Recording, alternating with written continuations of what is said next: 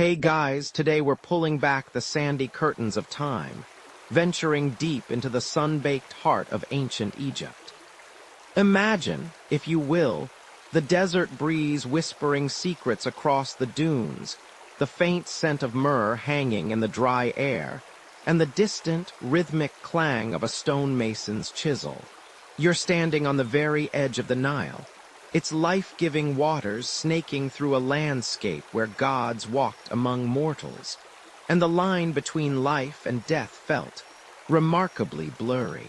We're about to explore a facet of their world that might, at first glance, seem utterly bizarre, even a little bit macabre. But trust me, it's infused with a profound, almost heartbreaking tenderness. It's a world where your furry, scaly, or feathered companion wasn't just a pet, but a precious soul destined for eternity right alongside you. And yes, before we go any further, just a quick reality check.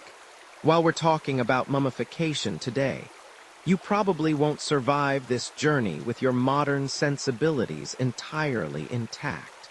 So buckle up, or rather, recline comfortably, as we unpack the deep-seated spiritual and emotional reasons behind the Egyptians' unique practice of preserving beloved animal companions for an eternity. An eternity that, for them, wasn't just a concept, but a tangible, meticulously planned reality. You see, for the ancient Egyptians, life wasn't a one-and-done deal. Death wasn't an ending, but merely a rather inconvenient transition. A journey from this realm to the glorious field of reeds. And who better to accompany you on that eternal adventure than the very creatures who brought you joy, comfort, and perhaps a touch of divine luck in this life. It's not just about a dog being man's best friend. It's about a dog being your eternal, divine best friend forever. The underlying belief was that the Ka, or life force, and the Ba, or soul, of an individual, human or animal, could continue to exist and flourish in the afterlife, provided the physical body was preserved as a vessel. Without that vessel, the soul might wander lost, a truly tragic fate in their meticulously ordered cosmology. So whether it was a cherished gazelle, a sleek cat, a playful monkey, or even, believe it or not, a formidable Nile crocodile, if it had touched your heart in this life, you'd move mountains, or at least, a significant amount of sand to ensure it continued to do so in the next. This wasn't merely a whimsical notion. It was deeply rooted in their religious framework. Animals weren't just animals. Many were considered manifestations or sacred symbols of specific deities. Take the feline, for instance. Cats were revered, seen as earthly embodiments of Bastet, the goddess of home, fertility, protection, and joy. Killing a cat, even accidentally, was often a capital offense. So when your beloved tabby, Mittens, or perhaps Mao was more historically accurate, finally curled up for her last nap, you weren't just grieving a pet.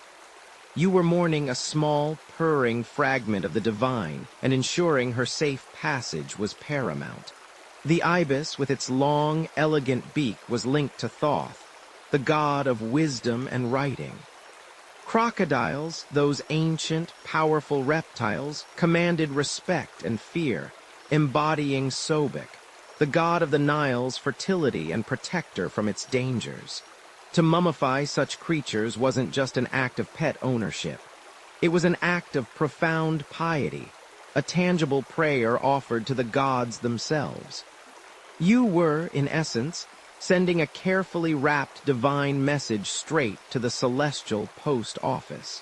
Now, here's where it gets a little nuanced, and historians still argue whether the primary motivation was always pure affection, or sometimes a more pragmatic, spiritual transaction.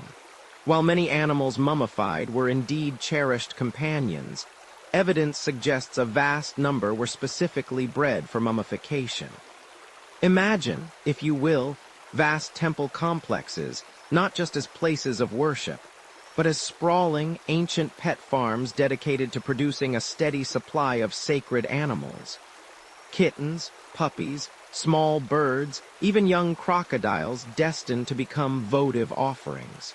These weren't pets in the cuddly sense, but rather a direct pipeline to the divine, intercessors on 4 legs or 2, or none, if you count snakes. So you might commission the mummification of an ibis not because it was your personal feathered friend, but as a direct offering to Thoth, hoping he'd bless your next papyrus scroll or perhaps help you ace your next hieroglyphics exam. It was, in a way, the ancient Egyptian equivalent of buying a really fancy candle for a saint, except the candle was alive, then not, then very, very preserved. The sheer scale of these animal mummification practices is the truly quirky tidbit here. While we envision a single, grieving owner preserving their beloved dog, archaeological digs have uncovered literally millions of animal mummies in vast catacombs. At Saqqara alone, an estimated 1.75 million ibis mummies and hundreds of thousands of cat mummies have been found. That's not just a collection of family pets. That's an industrial-scale operation. It paints a picture of a society where the spiritual economy revolved, in part, around these animal offerings. You weren't just buying your weekly bread. You might also be buying a mummified shrew to appease a specific deity for a minor transgression, or a falcon to ensure good luck on your next hunting trip. It's hard not to chuckle at the thought of an ancient Egyptian trying to pick out the perfect mummified cat from a vendor, perhaps haggling over the quality of the resin, much like we might debate the merits of organic versus conventional produce today. Is this really 100% genuine sacred cat, or is it just a glorified street tabby? The emotional connection, however, should not be understated. Alongside the millions of votive offerings, there are distinct examples of individual, clearly beloved pets receiving the same intricate mummification rites as humans, sometimes even being buried in sarcophagi alongside their owners. You see the deep paw prints of grief and affection in these burials. Imagine the quiet, solemn ritual the family gathered, not just for a human, but for a cherished pet. You feel the weight of their sorrow, the desperate hope that this intricate process would bridge the gap between worlds, allowing that comforting purr or joyful bark to echo through eternity. The purpose was to ensure that the deceased, both human and animal, would awaken in the afterlife, surrounded by what was familiar, loved, and necessary. After all, what's an eternal paradise without your best friend there to share it with? It just wouldn't be right. You stand at the edge of the Nile, the sun a bronze disk melting into the dusty horizon. The air is thick with the scent of river mud, drying fish, and something faintly musky, perhaps a distant stable, or maybe just the lingering aroma of the bustling market you've just traversed. Your sandals kick up fine, golden sand as you imagine stepping back through time, not just into a pharaoh's palace, but into the surprisingly lively, often chaotic homes of the ancient Egyptians. You remember our earlier chat about why they might preserve their beloved animal companions for eternity. Now, let's peel back another layer of the pyramid, shall we? Because while everyone immediately thinks cats, when ancient Egyptian pets are mentioned, you're about to discover that feline devotion, while undeniably prominent, was just the tip of the desert dune.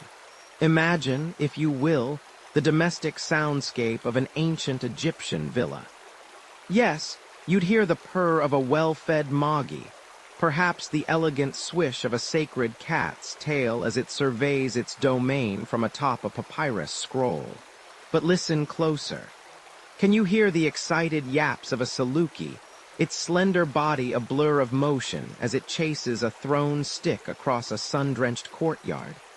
or the contented sigh of a much-loved hound, stretched out on a cool stone floor after a long day of guarding the household against, well, against whatever ancient Egyptians needed guarding from.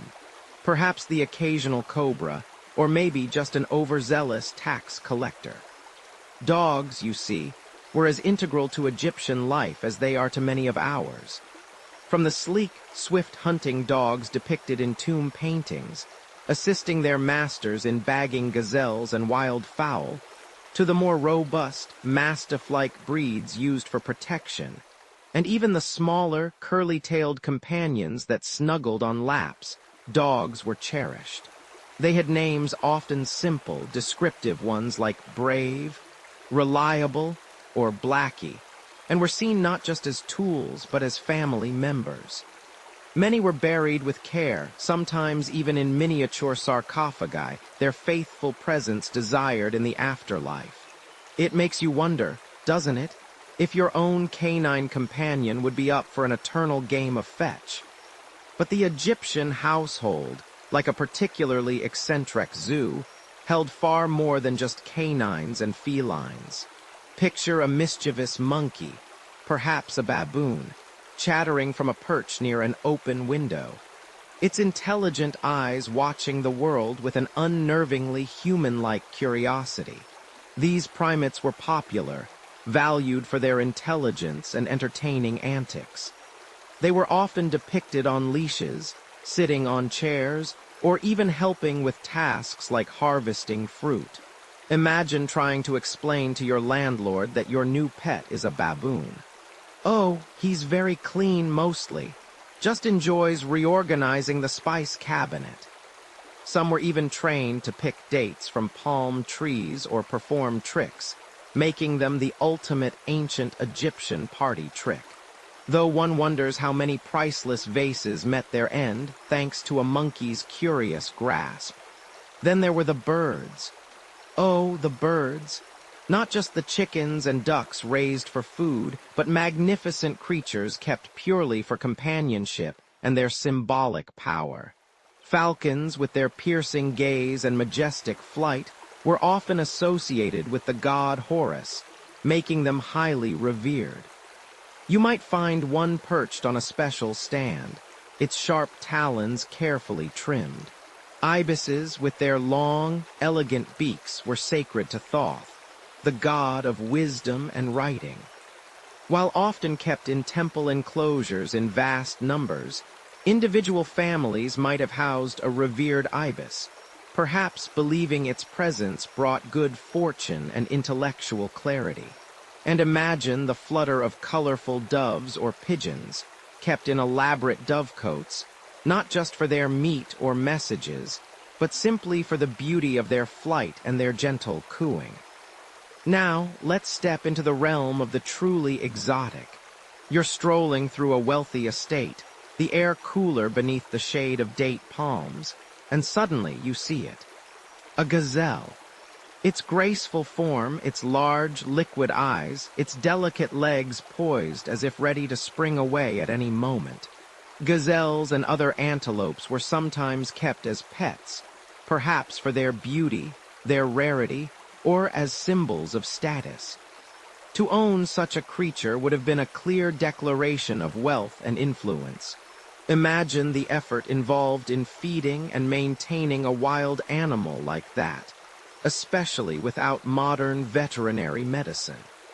You probably won't survive this, by the way, if you attempted to keep a wild antelope in your tiny apartment today. The property damage alone would be astronomical. Never mind the stampede through your kitchen if it spooks. And if you think a gazelle is surprising, hold onto your linen tunic. Consider the Nile itself, a lifeline and a source of both sustenance and potential danger. Within its murky depths lived the creatures most iconic of Egypt, the crocodiles. Yes, some Egyptians kept crocodiles, not in a tiny glass tank in their bedroom, thankfully, but often in temple pools, revered as manifestations of the god Sobek. However, evidence suggests that some individuals may have kept smaller, perhaps juvenile crocodiles as pets, or at least as symbolic animals. This isn't a goldfish in a bowl, remember? This is a creature that could, and often did, eat you. The sheer audacity of it. Historians still debate whether the primary motivation for keeping such dangerous animals was purely religious devotion, or if there was an element of displaying ultimate power and control over the wild forces of nature. Perhaps a bit of both, a kind of ancient Egyptian, hold my beer, I'm going to domesticate a lizard that could snap me in half. It certainly puts your pet cat's habit of knocking over your water glass into perspective, doesn't it? And for those who preferred their pets a little less toothy, there were fish. Indeed, mummified fish have been found in abundance, suggesting that these aquatic creatures, from the humble tilapia to the more exotic Nile perch, were also cherished. How do you keep a fish as a pet in ancient Egypt, you ask? Think less about a sophisticated filtration system, and more about carefully maintained ponds or large earthenware jars filled with fresh Nile water, meticulously changed to keep the inhabitants healthy. Perhaps they were kept for their vibrant colors, or simply for the soothing presence they offered, a calming flicker of life in a harsh desert land. It's a quirky tidbit, isn't it, to imagine an ancient Egyptian carefully tending to their pet fish, perhaps even talking to it about their day, before gently preserving it for the journey to the afterlife. It truly underscores the depth of their affection for all creatures, regardless of size, ferocity, or gill count. So, you see, the ancient Egyptian household was a veritable menagerie, reflecting a deep connection to the animal kingdom that went far beyond mere utility. Mainstream historical fact. Millions upon millions of animal mummies have been unearthed across Egypt, from vast cat necropolises at Bubastis to elaborate ibis galleries at Tuna el Jebel, showcasing an astonishing scale of devotion that truly dwarfs our modern pet cemeteries. It wasn't just a few pampered pooches. It was an entire civilization intertwined with the animal world, seeing reflections of their gods, symbols of their status, and beloved companions in creatures great and small. From the noble lion kept by a pharaoh, yes, lions, to the tiny field mouse discovered carefully wrapped, they shared their lives and hoped to share their eternities. The sheer variety is enough to make a modern zookeeper green with envy, or perhaps just very, very tired. 3. The sacred and the sentimental you're standing, or perhaps just drifting, through the cool, dust-mote-dappled air of an ancient Egyptian catacomb. The silence here isn't just quiet. It's a profound, heavy hush, thick with the scent of dried linen, ancient resins, and a faint, almost imperceptible whisper of time. Your gaze sweeps across rows and rows of neatly stacked bundles, some small enough to cradle in your hand, others surprisingly bulky. Each one a creature once alive, now transformed into an eternal silhouette, a promise of passage. You reach out, your fingertips hovering over a small, linen-wrapped form, no bigger than a loaf of bread.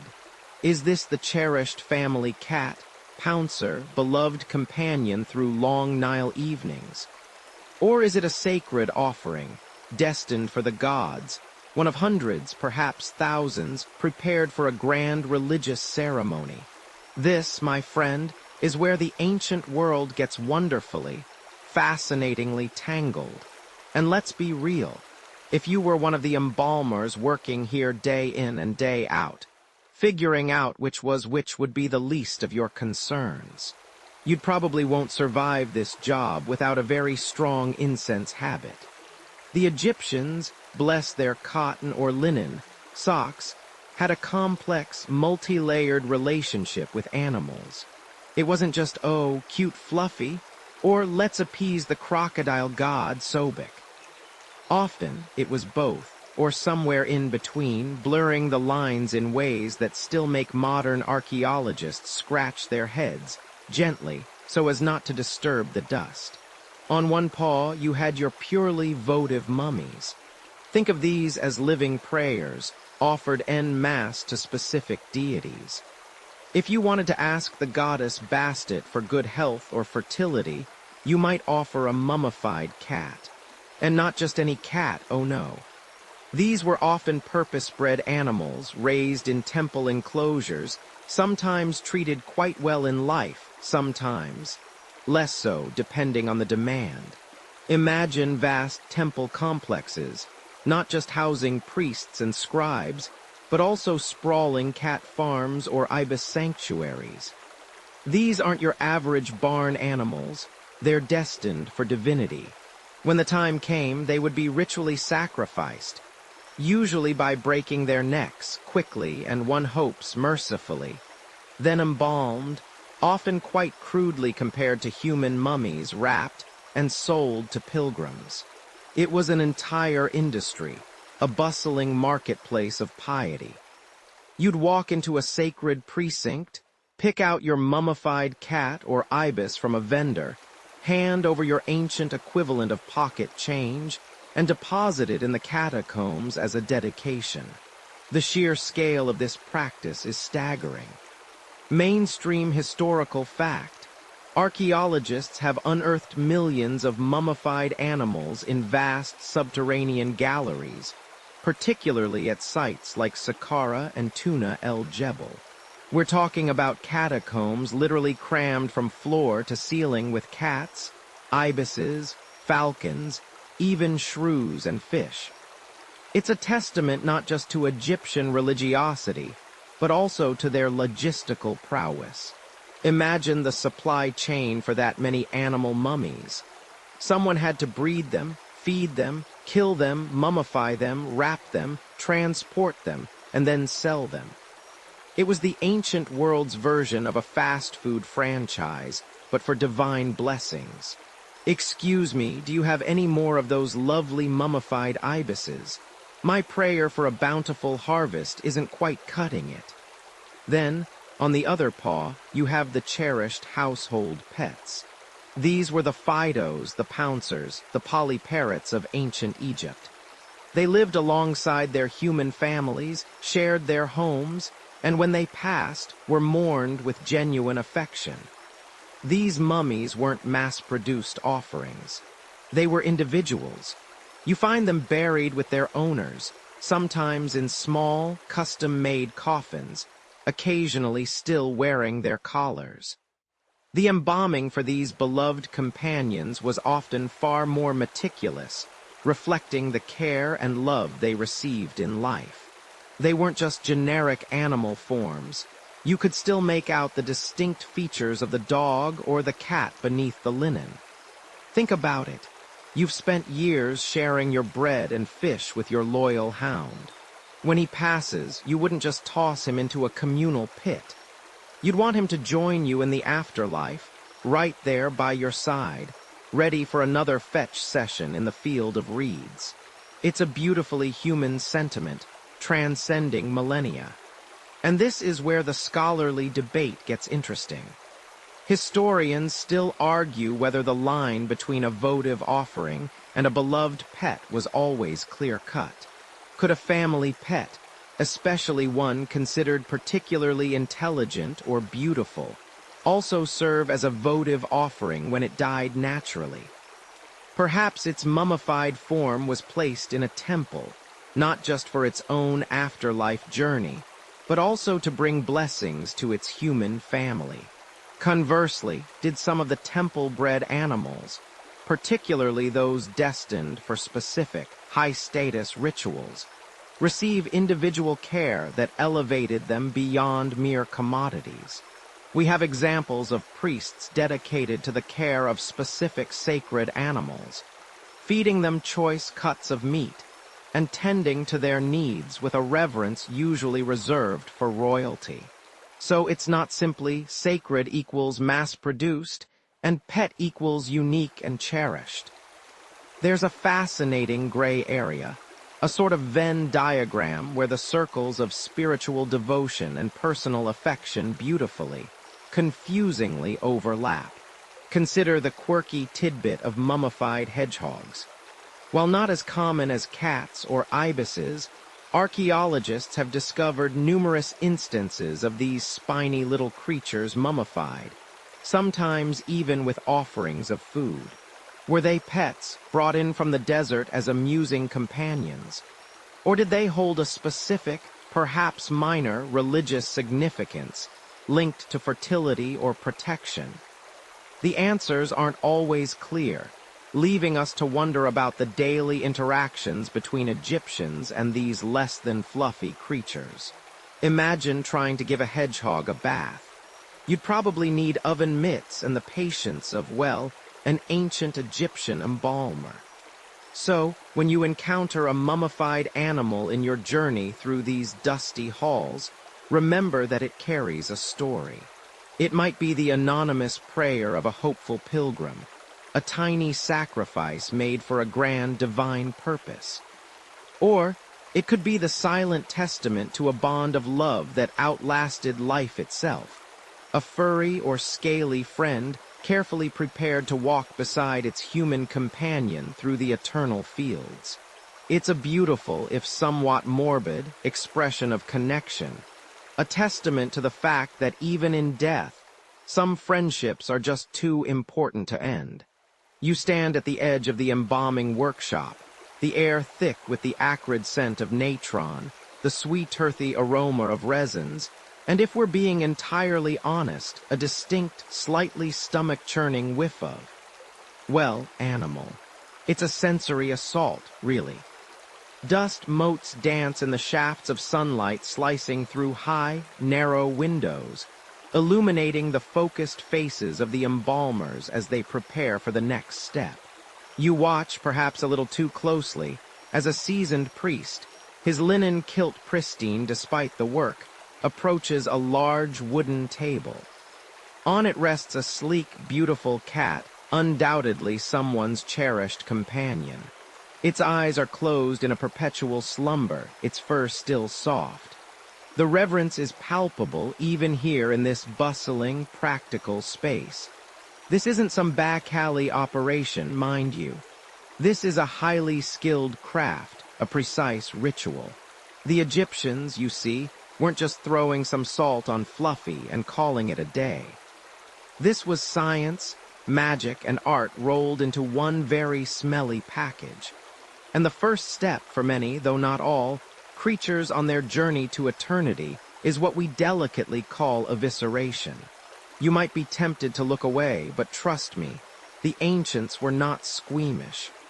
They understood that the body, in order to last for millennia, needed to be hollowed out, purged of anything that would cause decay from the inside. The priest selects a flint knife, a simple yet incredibly sharp tool. No fancy scalpels here, no sterile operating theaters. This is raw, visceral work.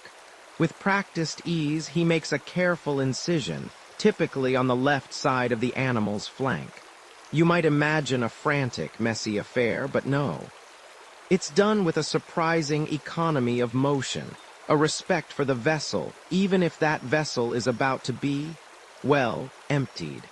For smaller animals, like this cat, the incision is precisely calculated to allow access to the vital organs without excessive damage to the outer form.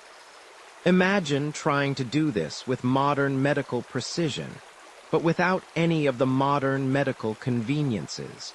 You probably wouldn't survive the germ exposure, let alone the sheer ick factor. We're talking about a world where hand-washing was more of a poetic concept than a rigorous practice. Once the initial cut is made, the real work begins. The internal organs, the stomach, intestines, liver, and lungs are carefully removed.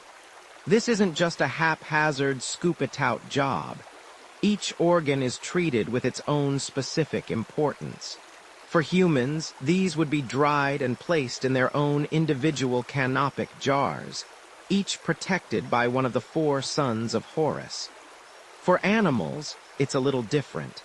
While some larger or particularly sacred animals might have had their organs treated separately, often they were simply dried and then returned to the body cavity, or sometimes, less commonly, discarded or buried separately. Historians still argue whether the meticulousness applied to human organ preservation was always mirrored for animal mummies, or if practicalities often dictated a simpler approach. It's certainly a less glamorous part of the process, but absolutely vital. Think of it as the ultimate cleanout before moving house for eternity. You wouldn't want any old perishables left in the fridge, would you? Now, an interesting tidbit. The brain. For humans, the brain was typically removed through the nostrils using a long, hooked instrument, then discarded, as it wasn't considered important for the afterlife. For animals, however, brain removal was far less common, if it happened at all. Most animal mummies show no evidence of cranial intervention. Perhaps the process was too complex for smaller skulls, or perhaps, for creatures thought to operate more on instinct than intellect, the brain was simply seen as less significant to their eternal essence. Or maybe, just maybe, the embalmers just decided, look, we've already dealt with the intestines, let's just leave the brain in. It's not going to cause too much trouble. Once the organs are out, the body cavity is thoroughly cleansed. Not with soap and water, of course, but often with palm wine. An excellent antiseptic, as it turns out, and quite effective at masking the lingering aromas. Sometimes, a mixture of spices like frankincense and myrrh would also be used, not just for their pleasant scent, but for their preservative qualities. It's like an ancient, all-natural air freshener and disinfectant rolled into one. Imagine working in that environment, day in and day out, breathing in the fumes of wine and spices and, well, everything else. You'd either develop an incredibly strong stomach or a permanent sinus headache. Probably both. After the cleansing, the now empty cavity is carefully packed. For humans, this involved linen bundles soaked in resins or natron. For animals, the same principles apply. The cavity would be stuffed with bundles of linen, sawdust, sometimes even sand, or, in the case of larger animals, mud or straw.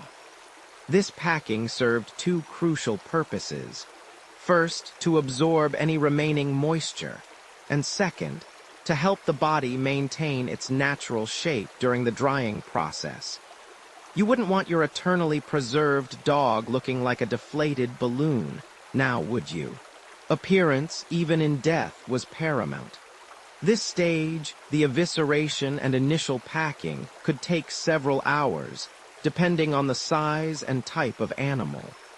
Imagine the scene if it were a colossal crocodile. For instance, remember we talked about them earlier.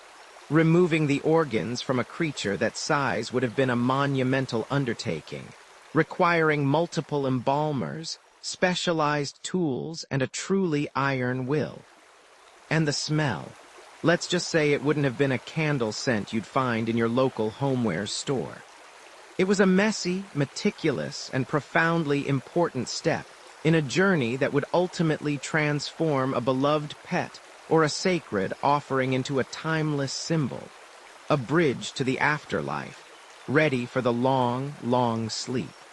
We delve into the crucial drying phase, as the animal's body is carefully preserved using the remarkable properties of natron salt. You feel the fine dust settle on your skin, a dry, almost tingling sensation, as if the air itself is trying to wick away your own moisture. The chamber around you, purposefully ventilated but far from airy, hums with a quiet, purposeful energy. It smells rather distinctly of a very ancient, very potent mineral, mixed with something. Well, something that reminds you the creature you're about to witness isn't just a statue. It's the smell of life, recently departed, now preparing for an eternity. This is where the transformation truly takes hold, where the soft, perishable tissues of your beloved gazelle, or perhaps that surprisingly docile crocodile you remember from Section 4, its viscera now carefully removed, begin their journey toward eternal stillness. You remember that initial cut, the careful evisceration, the removal of those internal organs that betray the body to decay. Now, we're building upon that foundation, turning our attention to the great dry, the pivotal act of desiccation. Imagine, if you will, a mountain of glistening, off-white crystals piled high in reed baskets. This isn't your average table salt, dear listener. Oh no.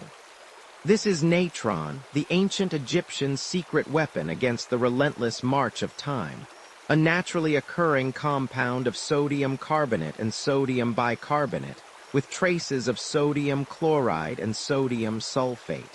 Think of it as a superabsorbent, naturally antiseptic sponge.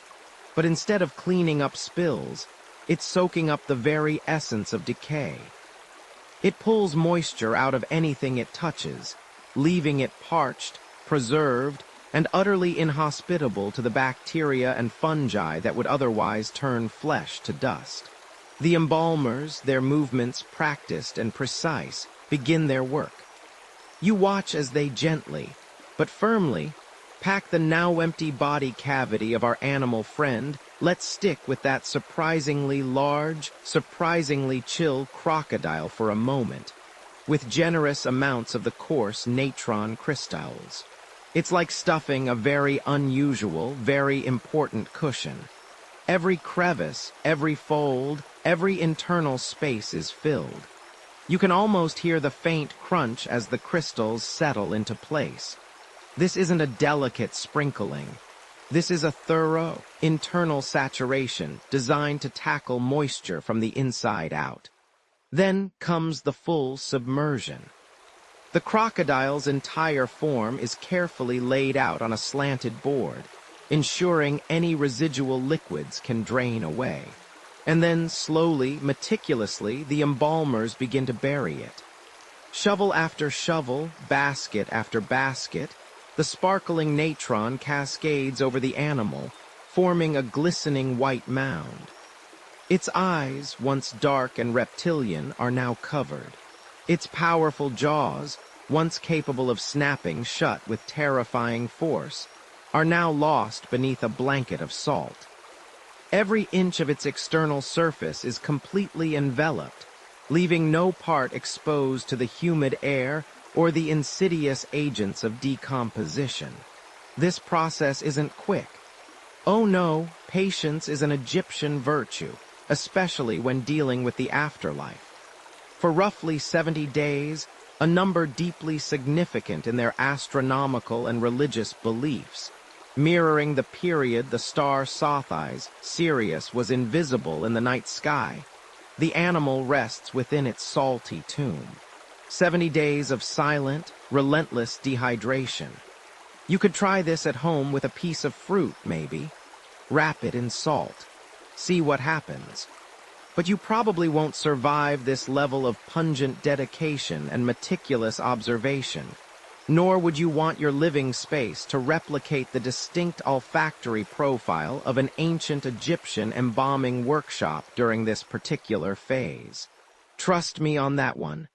The smell of drying flesh, even with the antiseptic qualities of natron, is not for the faint of heart or nose. During this long desiccation, the natron works its magic. It systematically draws every last molecule of water from the cells, causing the body to shrink, to firm, to become utterly rigid. The once supple skin takes on a leathery, almost parchment-like quality. The muscles, once plump, now tauten and defined. It's a transformative drying, leaving behind only the essential, durable elements. Think of it as freeze-drying on an epic, ancient scale without the freezing. Just pure, unadulterated dehydration. It's rather like trying to explain to your younger self why that juicy grape you left on the counter for a week isn't juicy anymore, but a shriveled, yet still distinctly grape-shaped raisin, except with a crocodile, much, much larger. The choice of natron wasn't accidental. The Egyptians were keen observers of their natural world. They found this remarkable salt primarily in the Wadi el Natron, a depression west of the Nile Delta, where it crystallized naturally from the evaporation of saline lake waters. This mainstream historical fact, the reliance on naturally occurring natron from specific geological locations, underpins the entire mummification industry. It wasn't something they synthesized. It was a gift from their unique environment. Now, here's a quirky tidbit for you. While natron was the star, some accounts suggest simpler, poorer mummies, or perhaps very small creatures, might have been packed in plain sand or even sawdust as an initial, less effective drying agent before a limited application of natron. Imagine a poor mouse, destined for the afterlife, getting the budget treatment, a sandy burial for a few days before the good stuff came out. It certainly brings a whole new meaning to dust. Or perhaps, for those truly massive animals like hippos, the sheer volume of natron required was astronomical, leading to some very creative and labor-intensive methods of application and removal. You can almost hear the foreman shouting, "More salt for the hippo! We're losing the hippo!" There's an ongoing debate among Egyptologists regarding the precise methodology used for different animal species. Did a cat, relatively small and compact, undergo the exact same internal packing and external covering as, say, a huge bull? Or were there subtle variations in natron application, duration, or even pretreatment based on size, fat content, or the specific religious significance of the animal? Some scholars lean towards a highly standardized approach, arguing that the core principles were universally applied, while others suggest a more nuanced, adaptable system, recognizing the practical challenges posed by creatures ranging from tiny shrew to gigantic crocodile. The archaeological record, while rich in mummies, often leaves the finer points of technique open to interpretation, making it a constant source of fascinating discussion. Once the 70 days are complete, the moment of unveiling arrives. You watch as the embalmers, with the same careful reverence they began with, gently brush away the caked natron from the crocodile's form. The fine white powder drifts into the air, creating a hazy, almost mystical aura around the now transformed creature. The body that emerges is remarkably lighter, significantly shrunken and firm to the touch. It no longer feels like flesh, but something akin to dried leather or hardened wood. The eyes, though still covered by a thin layer of natron dust, seem to hold an ancient, silent wisdom. The smell, while still present, has softened, replaced by a drier, more mineral scent. It's the smell of completion, of a phase brought to its perfect conclusion. The natron isn't just discarded by the way. This wasn't a one-and-done material. While much of it would be saturated with body fluids and disposed of respectfully, some of the drier, purer natron might have been reused for less significant mummifications, or perhaps even had spiritual significance in its own right, having absorbed the essence of a sacred animal. Think of it as a historical recycling program, but with way more religious overtones and a distinct lack of blue bins. This careful desiccation ensures that the very fabric of the animal, what the Egyptians believed was still linked to its spiritual essence, remained intact. Remember those reasons we discussed for mummification back in Section 1 and 2. The desire for eternal companionship, the belief that a physical vessel was necessary for the Ka and Ba to return. This natron process is the bedrock of that belief. Without this successful drying, the body would decay, the connection would be severed, and the journey to the afterlife would be imperiled. It's not just preservation. It's the physical manifestation of an eternal promise. The croc, now shrunken and utterly dry, is no longer merely a dead animal. It is a potential vessel for eternity, a bridge between two worlds. You can see the care taken even in the smallest details, like the gentle cleaning of the paws, or the careful removal of any last grains of natron from around the snout. The embalmers inspect every inch, ensuring the desiccation is complete and uniform. Any missed spot, any lingering pocket of moisture, could compromise the entire process later on. It's a testament to their skill and their understanding of chemistry, long before the word chemistry even existed. They knew intuitively what worked, observing the natural processes of decay and devising a counter-strategy. The surface of the dried animal now has a peculiar, almost textured appearance. The scales of the crocodile, once slick and vibrant, are now duller, more defined, each one etched by the drying process. For a smaller creature like a cat, the fur might appear matted and stiff, but surprisingly still present. It's a powerful visual, seeing the essence of the creature remain, stripped of its fleeting moisture, ready for its next transformation. The air in the chamber, once thick with the scent of salt, now feels lighter, almost anticipatory. The great dry is over. The stage is set for the next phase of this incredible journey into eternity. You reach out, your fingers hovering just above the desiccated form of your beloved companion. The natron, that remarkable salt that wicked away the moisture, has done its work, leaving behind a husk, a mere shadow of the vibrant creature it once was. You remember the sleek fur, the playful pounce, the insistent purr against your cheek, and now there's just this shriveled silhouette. It's a stark, almost unsettling transformation, leaving the body hollowed, its once plump contours sunken, its very essence seemingly diminished. This, my dear listener, is the unglamorous reality after the great dry, a crucial juncture where the artistry of the embalmers truly begins to shine. Your task now, alongside the skilled artisans of ancient Egypt, is to breathe back a semblance of life into this shell, not with breath, of course, but with form. You're embarking on the painstaking process of stuffing and shaping, of meticulously restoring the animal's familiar outline, ensuring that in the afterlife, your cherished pet will retain its recognizable, cherished appearance. It's not enough for the body to be preserved. It must also be presented beautifully and authentically.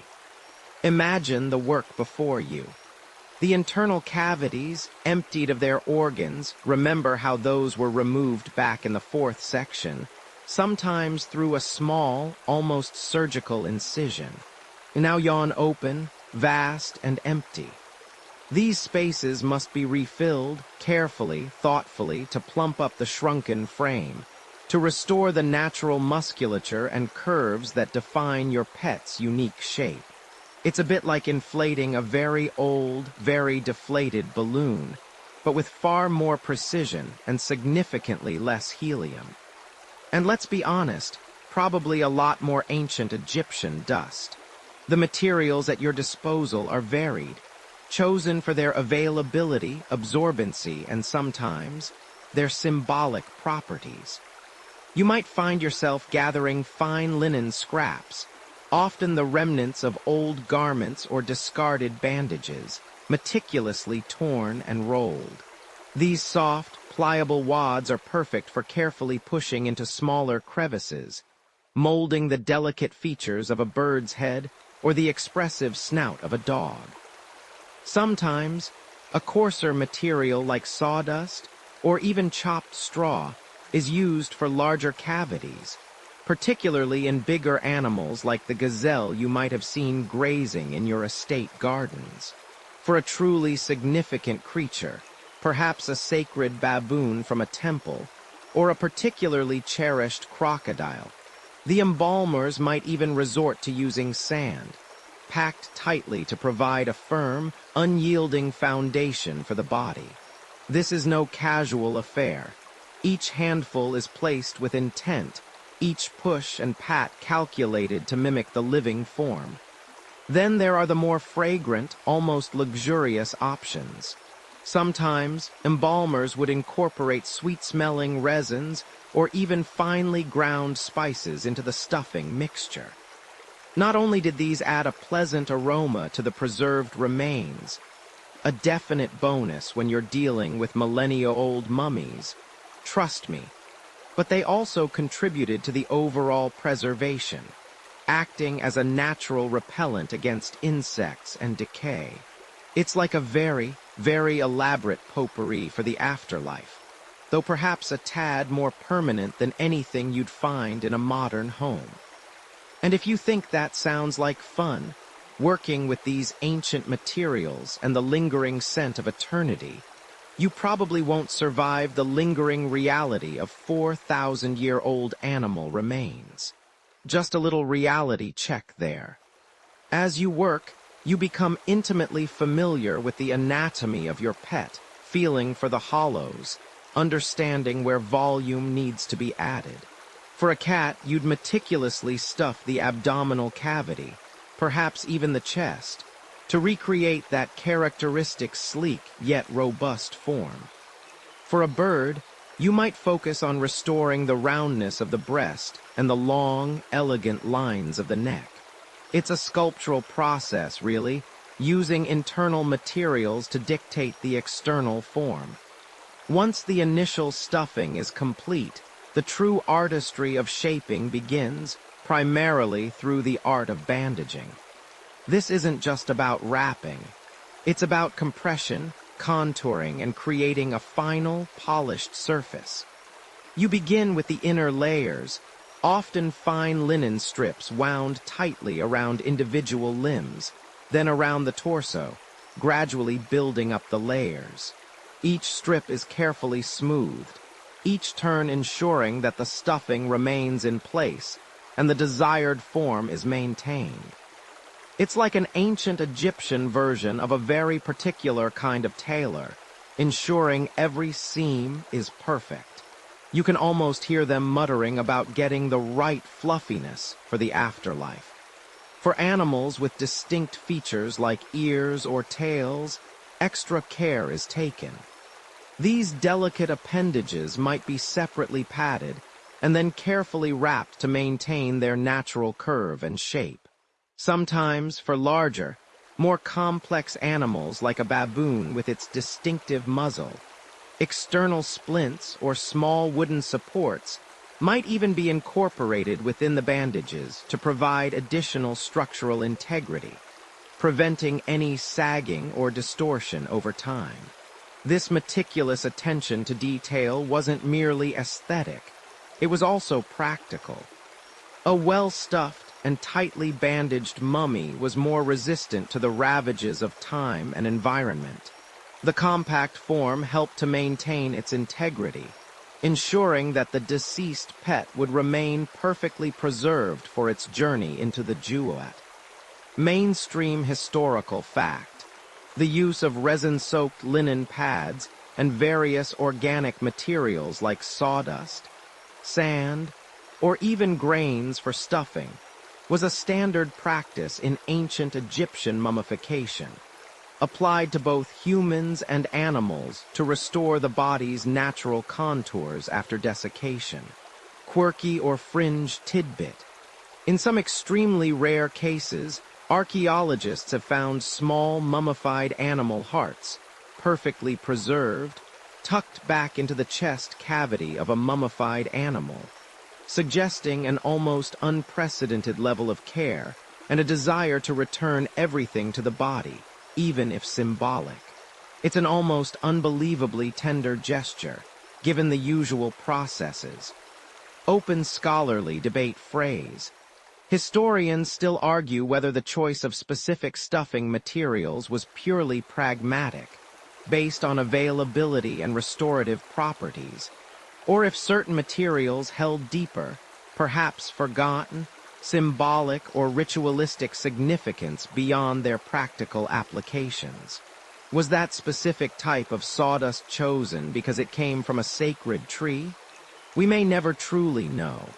It's an incredibly elaborate process, turning a shriveled form into a perfect, eternal effigy of your pet.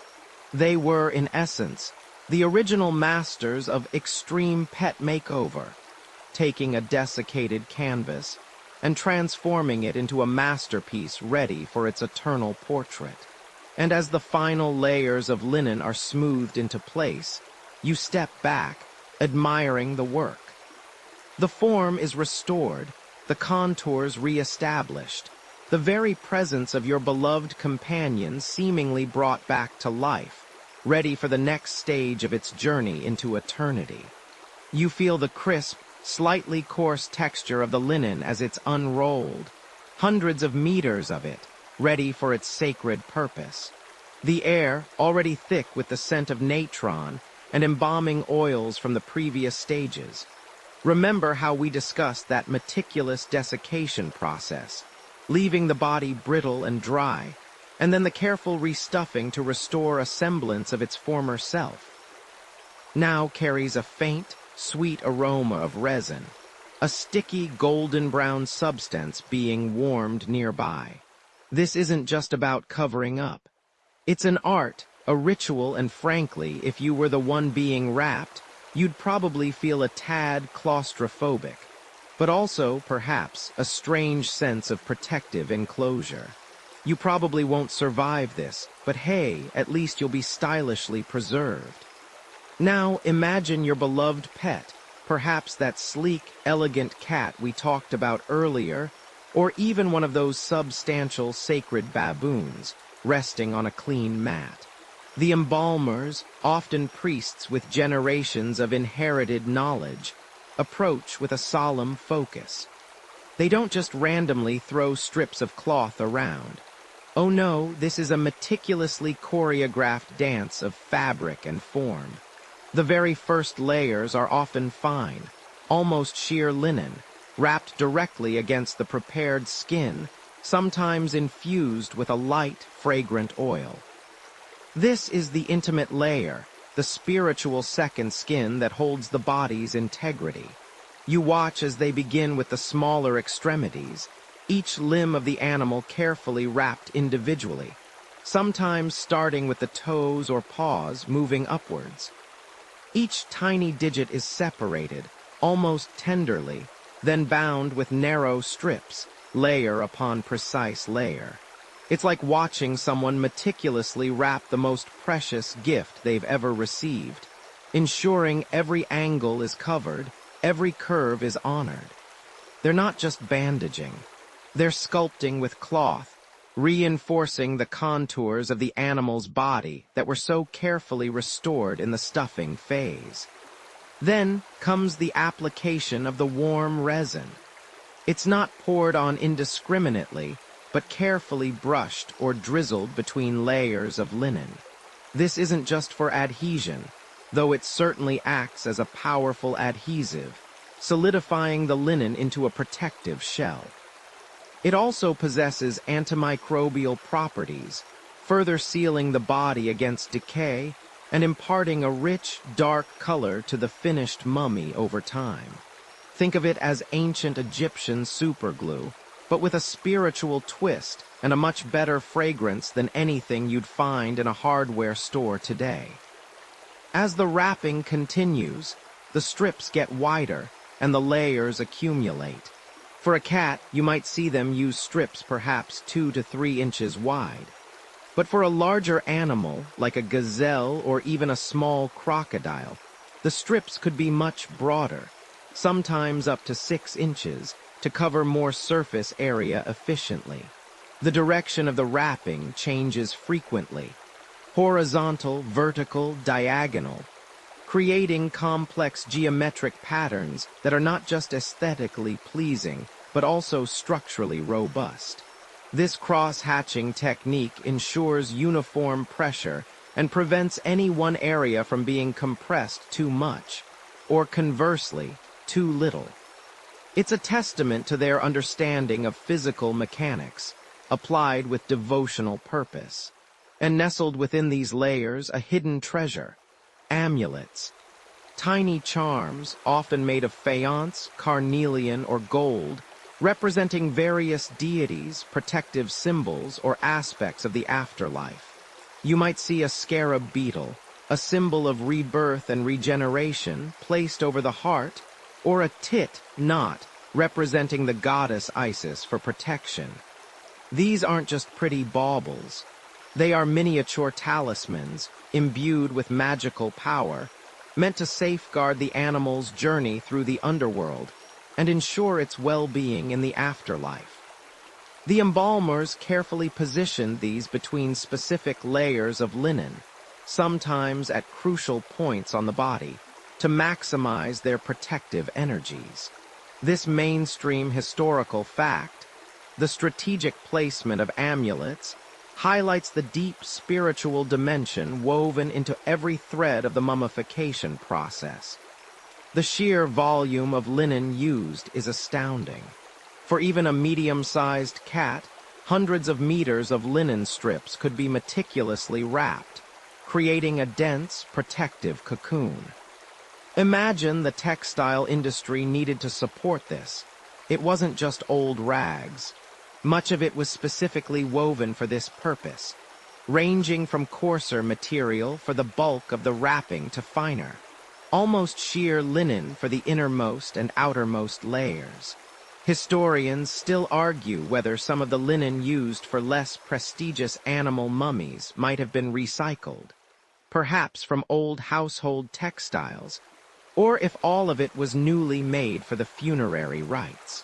The idea of recycled bandages might seem a bit grim, but given the sheer quantity needed, it's not entirely out of the question for some less formal burials. For larger animals, like those crocodiles we mentioned, yes, even a baby crocodile could get this royal treatment. The process was even more laborious. Imagine the challenge of wrapping a creature with scaly skin and a long, powerful tail. The embalmers would have had to use exceptionally long and strong strips of linen, often reinforced with extra resin, to create a stable form. The tail might be wrapped separately, then bound tightly to the body, or simply extended straight, depending on the desired final pose. Sometimes, for these larger creatures, the very outermost layers might even be painted or decorated, transforming the wrapped form into an artistic representation, an additional layer of adornment. The final layers are often the most aesthetically pleasing. Sometimes, a fine, clean sheet of linen would be wrapped over the entire mummy, providing a smooth canvas. On top of this, intricate patterns might be created with more narrow strips, often arranged in herringbone or crisscross designs, forming beautiful geometric textures. This final layer of adornment was not just for beauty. It was a demonstration of the care and reverence bestowed upon the deceased animal, reflecting its perceived importance to its human companions or its sacred role. It's a quirky tidbit that sometimes the very last layer of linen would be almost a ceremonial drape, perfectly clean and unblemished, as if presenting the newly prepared mummy to the gods themselves, impeccably dressed for its eternal journey. As the last strip is secured, perhaps with a final dollop of resin, the transformation is complete. What began as a prepared animal body is now a tightly bound, solid form, utterly encased in linen, protected and adorned for eternity. It's a testament to the Egyptians' unwavering belief in an afterlife, not just for humans, but for their cherished animal companions too. The bandages aren't just physical protection. They are symbolic barriers against the chaos of the underworld. A comforting embrace that would accompany the animal into the realm of Osiris. As the last delicate strips of linen settle into place, creating that snug, protective cocoon around your beloved, meticulously preserved companion, you might imagine the process is complete.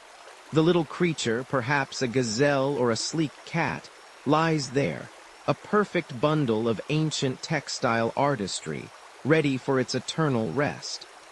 But my friend, you're only halfway through the magical makeover. Because what good is a perfectly wrapped mummy, destined for a journey through the treacherous Jewett, without a little bit of magical bling?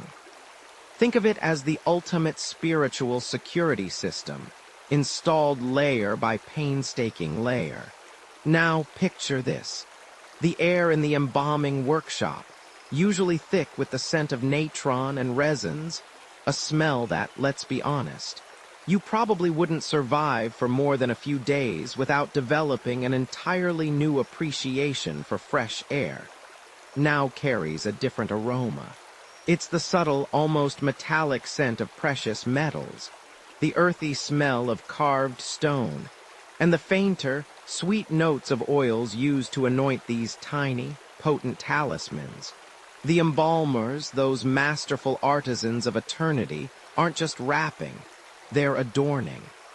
They're imbuing each layer with profound meaning, ensuring your pet isn't just preserved, but profoundly protected. They begin by carefully tucking the smaller, more intimate charms directly within the linen layers. These aren't just pretty baubles, they're miniature powerhouses, each charged with specific magical properties. You see a glint of deep blue from a scarab beetle, its iridescent wings promising rebirth and regeneration. This isn't just any beetle. It's often a heart scarab, perhaps placed over where your pet's heart would have been, had it not been so carefully removed and stored separately. Its purpose? To prevent the heart from bearing false witness against the deceased during the weighing of the heart ceremony in the afterlife. Even for animals, the Egyptians believed in a form of divine judgment, a cosmic quality check, if you will. Then there's the distinct outline of a wedge-at eye, often made of bright faience or carnelian, its stylized gaze warding off evil and ensuring healing and protection. Imagine tiny versions of these, no bigger than your thumbnail, nestled precisely in the folds of linen around your pet's head or along its spine. It's like equipping them with a spiritual shield, because you never know what kind of grumpy spirits might be lurking in the afterlife's waiting room. A small, ankh-shaped amulet, the symbol of life itself, might be slipped under the foreleg, promising eternal vitality. These aren't just randomly tossed in.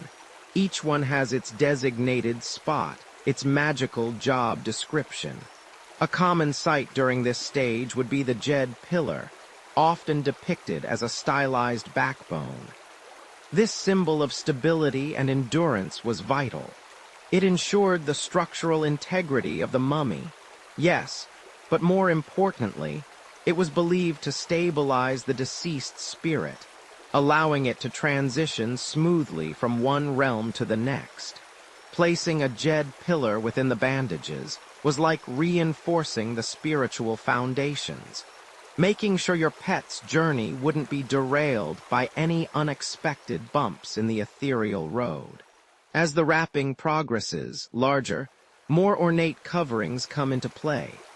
For a particularly cherished cat or a small dog, you might see a beautiful, painted cartonnage case being fitted over the wrapped mummy. This isn't quite a sarcophagus, but rather a form-fitting shell made from layers of linen stiffened with plaster and then brightly painted. These coverings would often depict the animal in a serene, idealized form, adorned with rich collars and sacred symbols. Think of it as their very own, custom-designed afterlife fashion statement. And let's be honest, who doesn't want to look fabulous for eternity? These ornate collars, sometimes crafted from beads of faience, carnelian, or gold, weren't just for show. They were imbued with protective power, particularly around the neck, believed to be a vulnerable point where malevolent forces might enter. The intricate patterns of the beads weren't arbitrary. They often mirrored cosmic designs or incorporated protective hieroglyphs. It was a fusion of art and profound magical belief, transforming a humble animal into a conduit of divine energy. Historians still argue whether the complexity and richness of these adornments directly correlated with the social status of the pet's owner, or if it was more about the individual's devotion and belief in the animal's spiritual significance. You might even find miniature funerary masks, made from gilded stucco or painted wood, placed over the face of some larger or more significant animal mummies, like baboons or even those smaller crocodiles. These weren't just for human-like appearance. They helped identify the deceased to the gods and served as a spiritual interface, allowing the animal's its personality or soul, to recognize its body and return to it. It's a bit like giving your pet a tiny, very serious passport photo for the afterlife. The materials themselves held significance. Gold, of course, was the flesh of the gods, symbolizing eternity and divinity. Faience, with its vibrant blue-green hues, evoked the life-giving Nile and rebirth. Carnelian, a fiery red stone, offered protection and vitality. Even simpler materials like painted linen or wood were carefully chosen and consecrated. Every color, every shape, every material was a deliberate choice, part of a meticulously planned spiritual roadmap for your pet's post-mortem adventure. Sometimes, embalmers would even insert small papyrus scrolls with magical spells or incantations within the layers of bandages. Imagine a tiny scroll, no wider than your thumb, meticulously rolled and tucked discreetly into a fold, its hieroglyphs whispering ancient protections. This quirky tidbit shows just how far the Egyptians went, not just relying on the object itself, but also on the written word to activate and reinforce its magical potency. It's like downloading the latest spiritual software updates for your pet's eternal journey. They weren't taking any chances. The whole process, from the first cut you witnessed back in Section 4, to the final tying of the outermost bandages and the placement of these magical adornments, was a testament to the Egyptians' unwavering belief in an interconnected spiritual world. They saw death not as an ending, but as a transformative journey, and they ensured that their beloved animal companions, whether a cherished house cat or a sacred votive ibis, were equipped with every possible magical advantage for that journey. Because if you're going to spend eternity with your best friend, you want to make sure they're not just comfortable, but also magically protected from anything the Jewett can throw at them. You've seen the hundreds of meters of linen, the carefully placed amulets, the almost obsessive dedication to preserving every last hair and whisker. But why, you might ask, all this fuss? Why not just bury Fluffy under the nearest acacia tree and call it a day? Ah, my friend, because for the ancient Egyptians, the journey didn't end with the last knot of linen.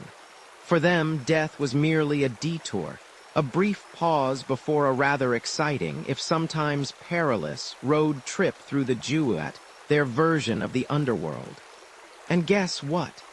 This cosmic highway wasn't just for humans. Oh no, your beloved animal companions were expected to join the ride. Imagine, if you will, the Jewett. Not some grim, shadowy abyss, but a complex, multi-layered realm filled with challenges, deities, and a distinct lack of Wi-Fi. It's where Osiris held court, where the heart was weighed against the feather of Maat, and where, if you weren't careful, some rather unpleasant demons might decide you looked like a tasty snack. Now picture your mummified cat, perhaps still adorned with that charming little collar we talked about, confidently navigating this spiritual labyrinth. Or your baboon with its eternally wise, slightly judging gaze striding alongside you.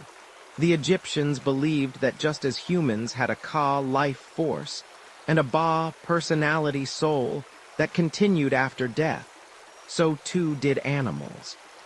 These essential components were what the mummification process sought to preserve, ensuring the animal's essence could persist and, crucially, interact with the divine in the afterlife. It wasn't just about sentimental attachment, though that was certainly a powerful motivator, as we've discussed. It was about ensuring a continuous connection, a spiritual bond that transcended the physical realm. Think of it. You've been a good human, you've passed the heart-weighing ceremony, and you're ready to chill out in the field of reeds, their equivalent of paradise. Who do you want by your side? That's right, your loyal canine companion, your serene feline, maybe even your pet gazelle if you were fancy enough to own one. The idea was that these animals could continue to provide companionship, comfort, and perhaps even protection in the afterlife, just as they did in life. They were eternal companions, ready to fetch a celestial stick or nap on a cloud for all eternity. But it wasn't always just about cuddles. Many animals were seen as direct manifestations or sacred representations of deities. Mummifying an ibis, for instance, wasn't merely preserving a bird. It was preserving a vessel of Thoth, the god of wisdom and writing. Mummifying a cat wasn't just about saying goodbye to Mittens. It was honoring Bastet, the goddess of home, fertility, and protection. And those enormous crocodile mummies, they were powerful offerings to Sobek, the crocodile god, ensuring his favor and the life-giving inundation of the Nile. So, you see, the afterlife role of these mummified creatures ranged from cherished family member to potent spiritual intermediary. Historians still argue whether the primary purpose of animal mummification shifted over time, from purely votive offerings to more personal pets, or if these two intentions always coexisted in a delightfully complex Egyptian tangle. This brings us to a rather fascinating, if slightly grim, reality check for you, my dear listener.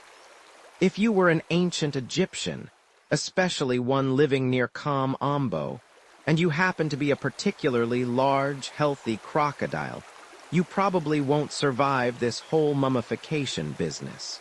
Your impressive size and divine connection to Sobek would make you an ideal candidate for a very dignified, but ultimately one-way, trip to the afterlife as an offering. Sorry, not sorry. The duet, while a spiritual journey, was also conceptualized as a place of agricultural bounty, echoing the fertile Nile Valley. So, for animals, it wasn't just about floating around on ethereal clouds. They were believed to continue their earthly functions, just in a more perfect, ideal state. Your pet goose, still laying golden eggs, presumably. Your dog, still chasing spectral rabbits. The Egyptians were nothing if not pragmatic in their spiritual planning. This belief system provided a profound sense of continuity, a way to defy the finality of death and maintain bonds that were considered essential for a complete existence, both in this world and the next. Consider the sheer volume of these animal mummies. We're not talking about a few isolated cases. We're talking about millions. Yes, millions. In some catacombs, like those dedicated to the sacred ibis at Tuna el Jebel, archaeologists have uncovered chambers absolutely crammed with bird mummies, literally tens of thousands of them, stacked from floor to ceiling. This wasn't a casual hobby. It was an industrial-scale operation driven by deeply held religious beliefs and the fervent desire to secure divine favor for themselves and their deceased loved ones. It was, in many ways, the ancient world's largest pet cemetery, if your pets also happen to be minor gods. The process of ensuring these animal afterlives was as meticulous as it was for humans. The bandaging, the amulets, remember those tiny scarabs and jade pillars we discussed last time. The careful restuffing to retain their form. All were designed to ensure that the ba and ka of the animal remained connected to its physical remains, allowing it to transition successfully into the duat. Without the body as an anchor, the spirit might wander, lost and unmoored in the vastness of the cosmos, which, let's be honest, sounds like a truly terrible way to spend eternity. No Wi-Fi, no body, no purpose. Just spiritual existential dread. The Egyptians' belief in an animal afterlife was not a fringe concept. It was a mainstream historical fact, deeply interwoven into their religious fabric and daily lives. The reverence for animals, whether as pets, sacred creatures, or symbols of divine power, permeated their culture. This reverence translated directly into the extensive, often extravagant, mummification practices we've been exploring. It wasn't just about a cute puppy. It was about a link to the divine, a spiritual conduit, or a guarantee of companionship in the fields of paradise. And for a culture so obsessed with eternal life, it only made sense that their loyal, often sacred, companions would join them on that ultimate journey. They truly believed that beyond the rainbow bridge lay a duat where beloved creatures, both wild and tame, could continue their existence, albeit in a more perfected, spiritual form, forever bound to their human counterparts or their divine patrons.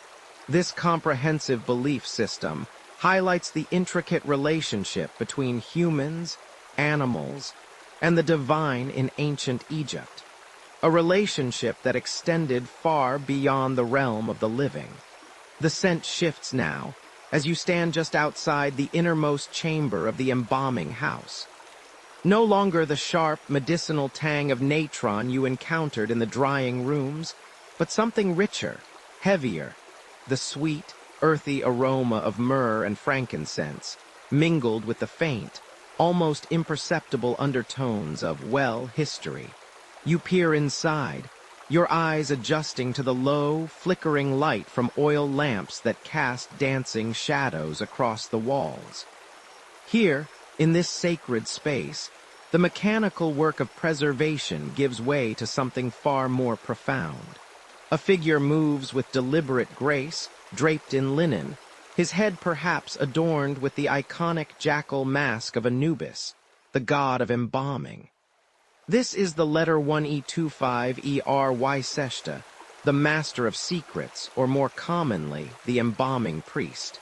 He's not merely a craftsman, he's a spiritual navigator, guiding the animal's essence from this world to the next. You watch as he approaches the small form, perhaps that very cat from Section 7, now meticulously swathed in its many layers of linen bandages, ready for its final transformation. Its little face, carefully recreated, seems to gaze into the flickering light, awaiting its next journey. The air thickens with anticipation, a palpable hum that seems to emanate from the very stones. The priest raises his hands, slowly, reverently, and a low murmur begins to escape his lips. It's a rhythmic, hypnotic chant, a cascade of ancient words that are both foreign and strangely resonant. You feel a shiver trace its way down your spine. These aren't just sounds. They are incantations, prayers whispered across millennia, intended to safeguard, purify, and propel the animals by its spirit towards the afterlife. Every syllable is carefully chosen, invoking deities like Osiris, lord of the underworld, to ensure rebirth.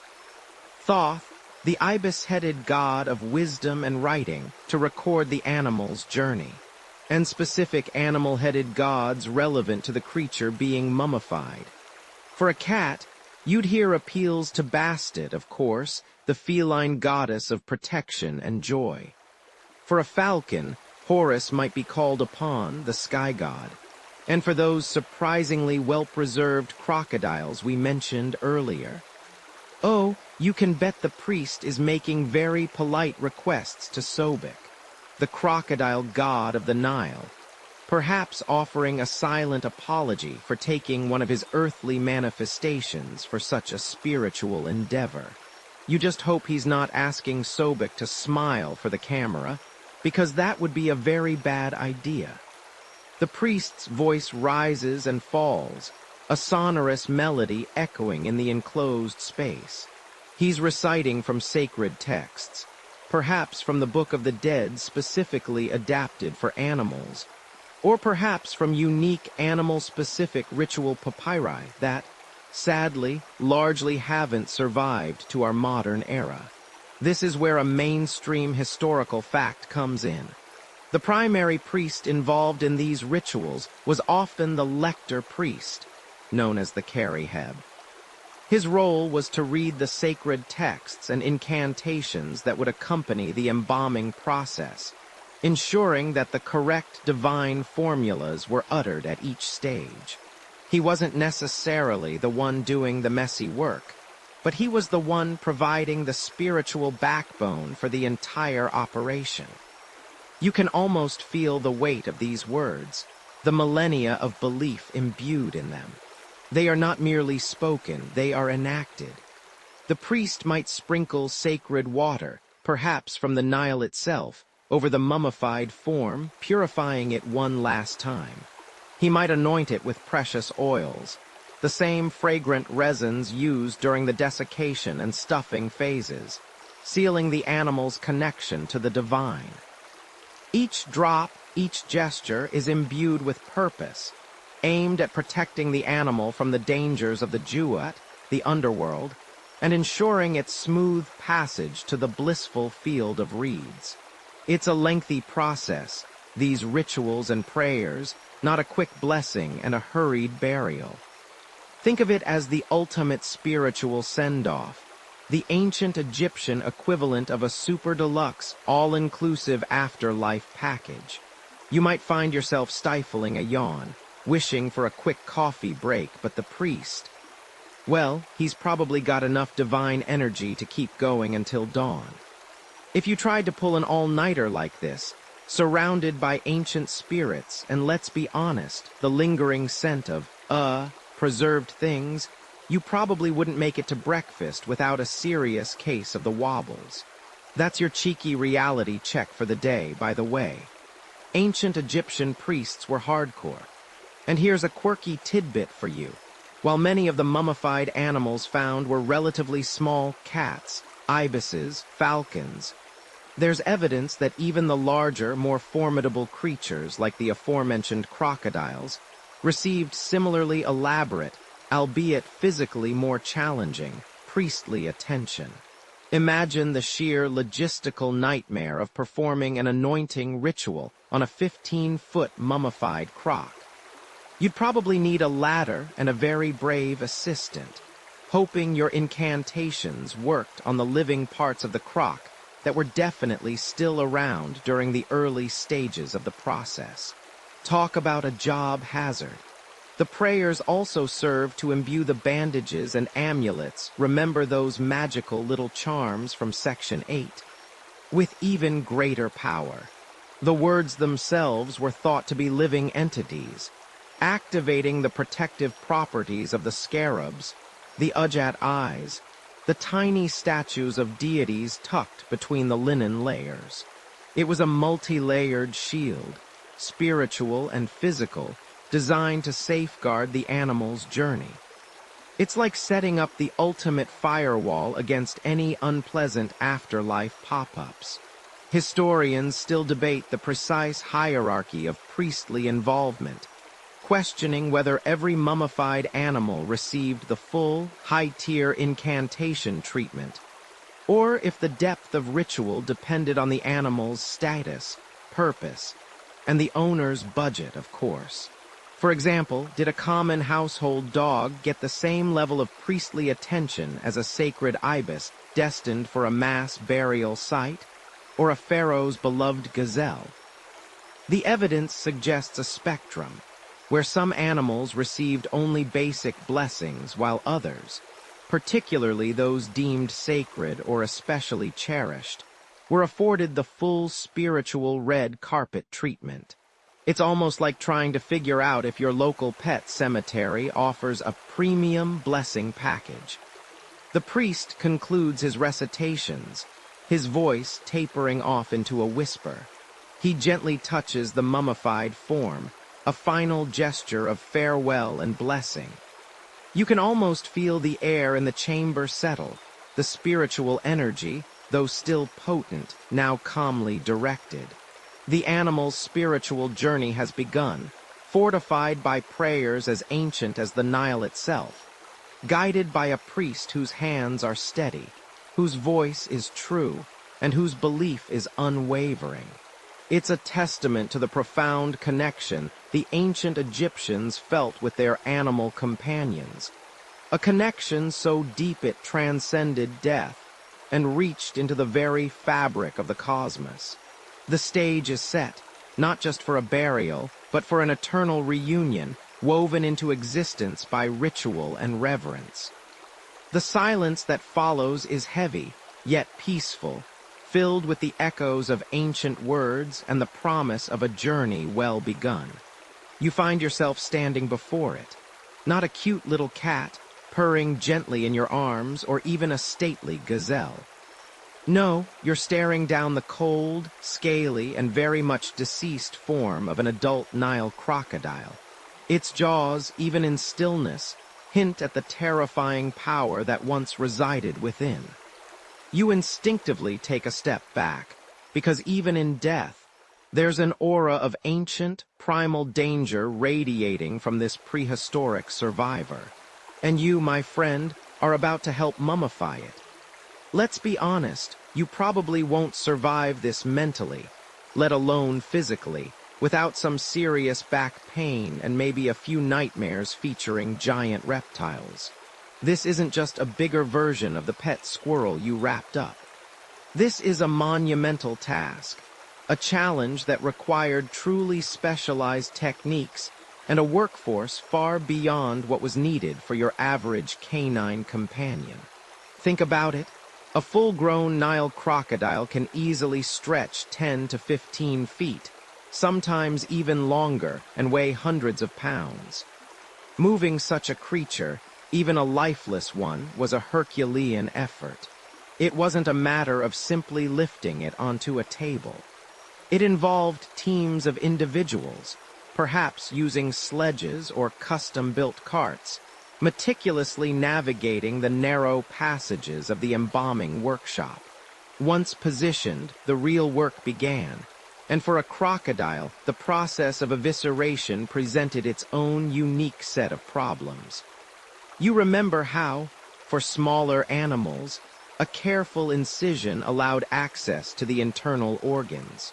For a crocodile, with its incredibly tough, bony hide and formidable scutes, that initial cut was a formidable undertaking in itself. Imagine trying to pierce that natural armor with bronze knives. It required immense strength, precision, and probably a fresh set of sharpened tools after every few inches. The sheer volume of internal organs, too, was vastly different.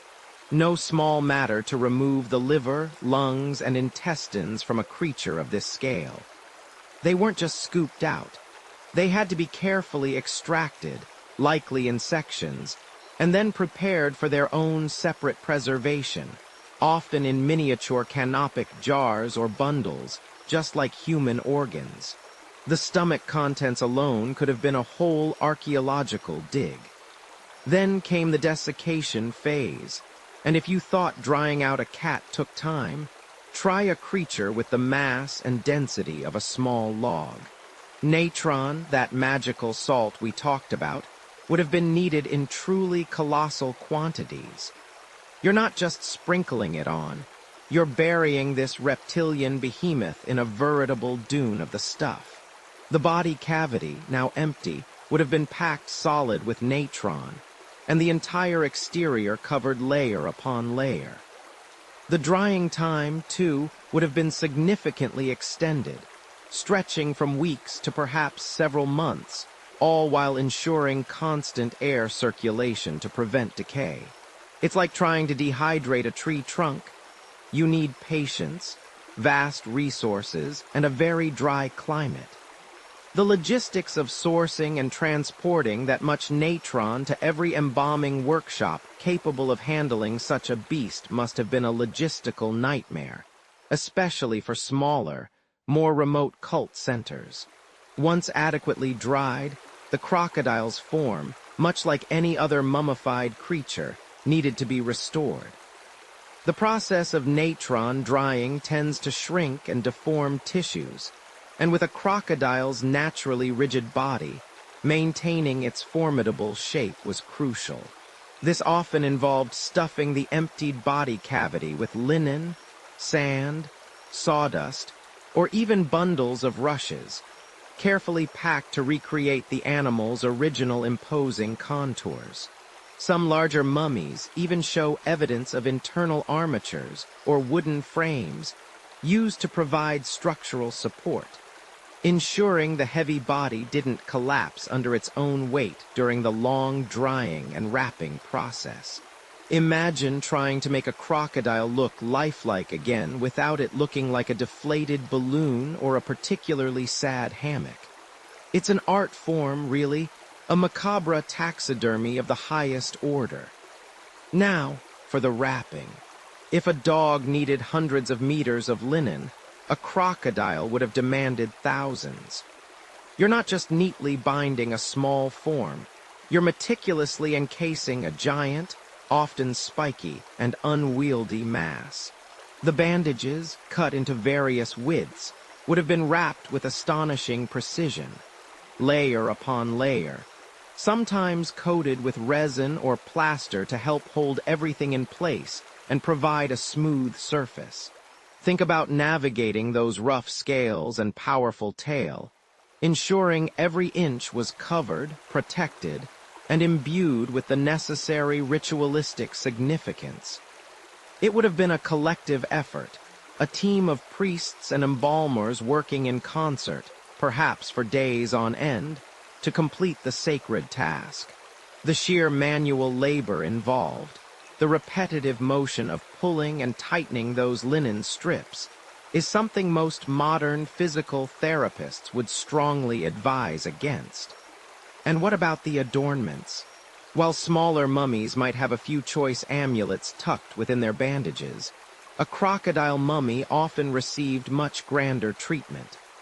Larger, more robust amulets, scarabs, jed pillars, tie-it knots, would have been incorporated into the vast swaths of linen, strategically placed for maximum magical protection. The exterior, too, might be adorned with painted plaster cases, often stylized to resemble the crocodile itself, sometimes even decorated with hieroglyphic inscriptions or images of the god Sobek. This transformation from dead beast to sacred effigy was truly remarkable, a testament to the Egyptians' unwavering belief in the power of ritual and the afterlife. It's this scale, this monumental effort, that truly sets crocodile mummies apart. Historians still argue whether some of the truly enormous crocodile mummies found were indeed pets in the modern sense, or if they were exclusively sacred animals raised specifically for ritual sacrifice and mummification. The line blurs significantly when you're talking about a beast that could eat you for breakfast, or for that matter, eat your breakfast with you. While some might have been revered household guardians, many were clearly votive offerings, deposited in their thousands in catacombs dedicated to Sobek, the crocodile god. Consider the immense catacombs at places like Kam Ambo or Tuna El Jebel. Mainstream historical fact alert. These sites have yielded literally thousands upon thousands of crocodile mummies, ranging from tiny hatchlings to colossal adults. This vast quantity speaks volumes about their religious significance and the organized industry dedicated to their mummification. It wasn't just a one-off for a beloved pet. It was a constant, large-scale operation. And for a quirky tidbit, some crocodile mummies have been found with smaller, younger crocodiles nestled within their open jaws, carefully placed during the embalming process. Perhaps this symbolized the crocodile god Sobek's endless cycle of rebirth. Or perhaps it was just a final, very permanent family photo. Or maybe it was just a snack they couldn't quite digest before meeting their maker. The ancient Egyptians, bless their hearts, never shied away from a dramatic flourish. These mummified crocodiles weren't merely preserved remains. They were powerful intermediaries, conduits between the mortal realm and the divine. They embodied Sobek, a god of fertility, strength, and unpredictable power, sometimes benevolent, sometimes terrifying, much like the Nile itself. The very act of mummifying such a fearsome creature was a demonstration of humanity's ability to control and consecrate the wild, to bring the chaotic forces of nature into the ordered cosmos of the gods. And as you step back from this impressive, if somewhat unsettling, monument to ancient Egyptian belief, you realize the sheer audacity of their ambition.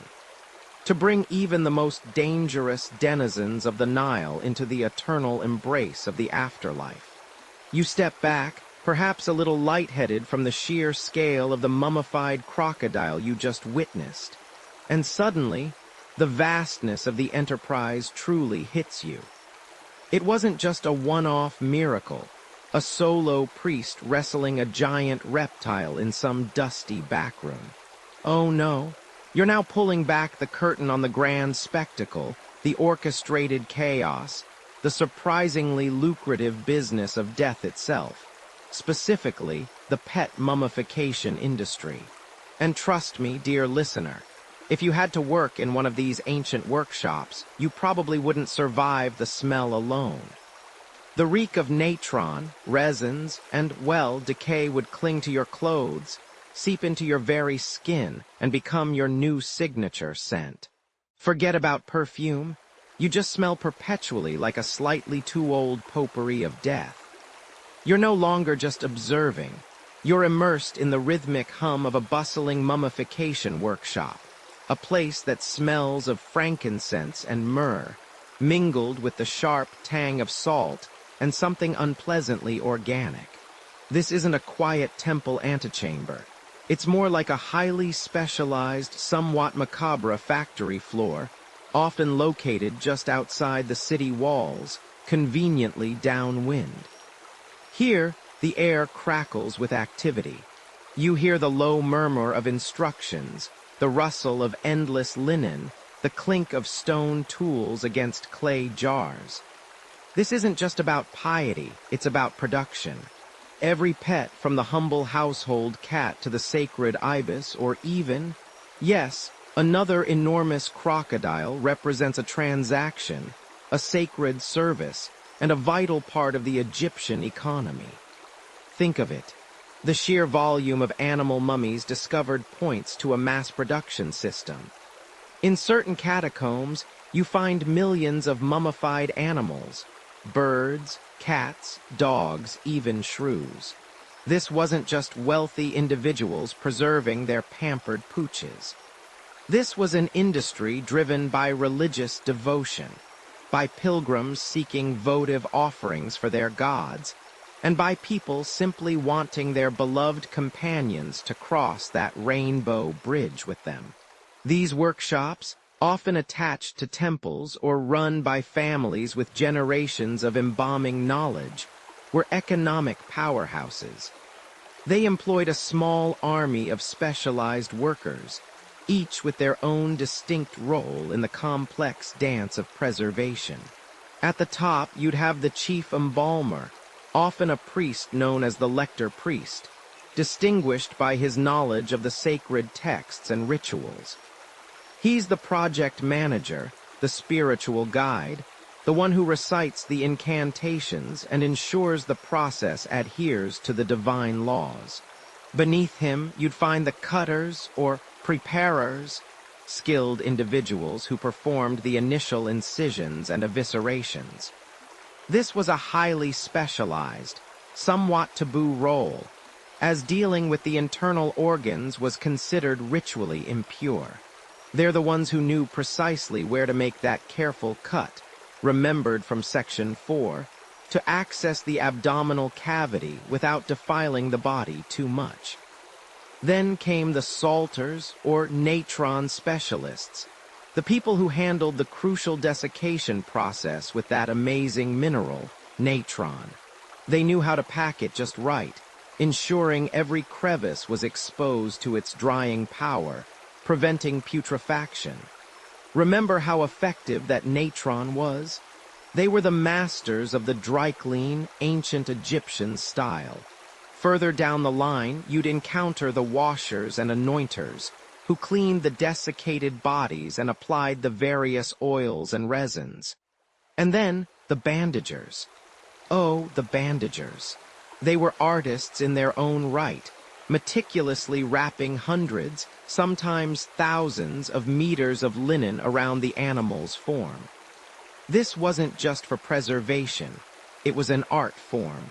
You recall the intricate patterns and the sheer volume of linen we discussed in Section 7.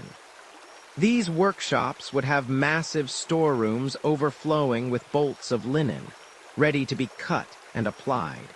Imagine the RSI from wrapping all those cats. It makes you wonder if they had a dedicated, knot-tying team.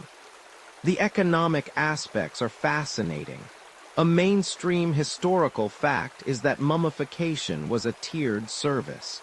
Just like today's funeral homes, there were different price points. For a simple cat or ibis offered as a votive, the process might be relatively quick and cheap, a basic desiccation and wrapping. For a treasured pet of a noble family, the cost could be astronomical, involving elaborate bandaging, expensive oils, amulets, as seen in Section 8, and even custom-made coffins. Think of the bespoke pet caskets you see today. The ancient Egyptians had them beat by millennia. The materials themselves represented a significant cost. Natron, while abundant in certain areas, still required mining and transport. Linen derived from flax needed extensive cultivation and processing. Resins, imported from distant lands like Punt, were luxury items.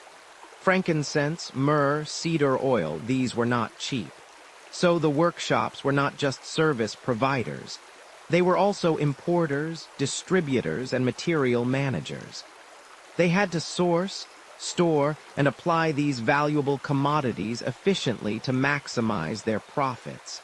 It was a vertically integrated business, long before the term was invented.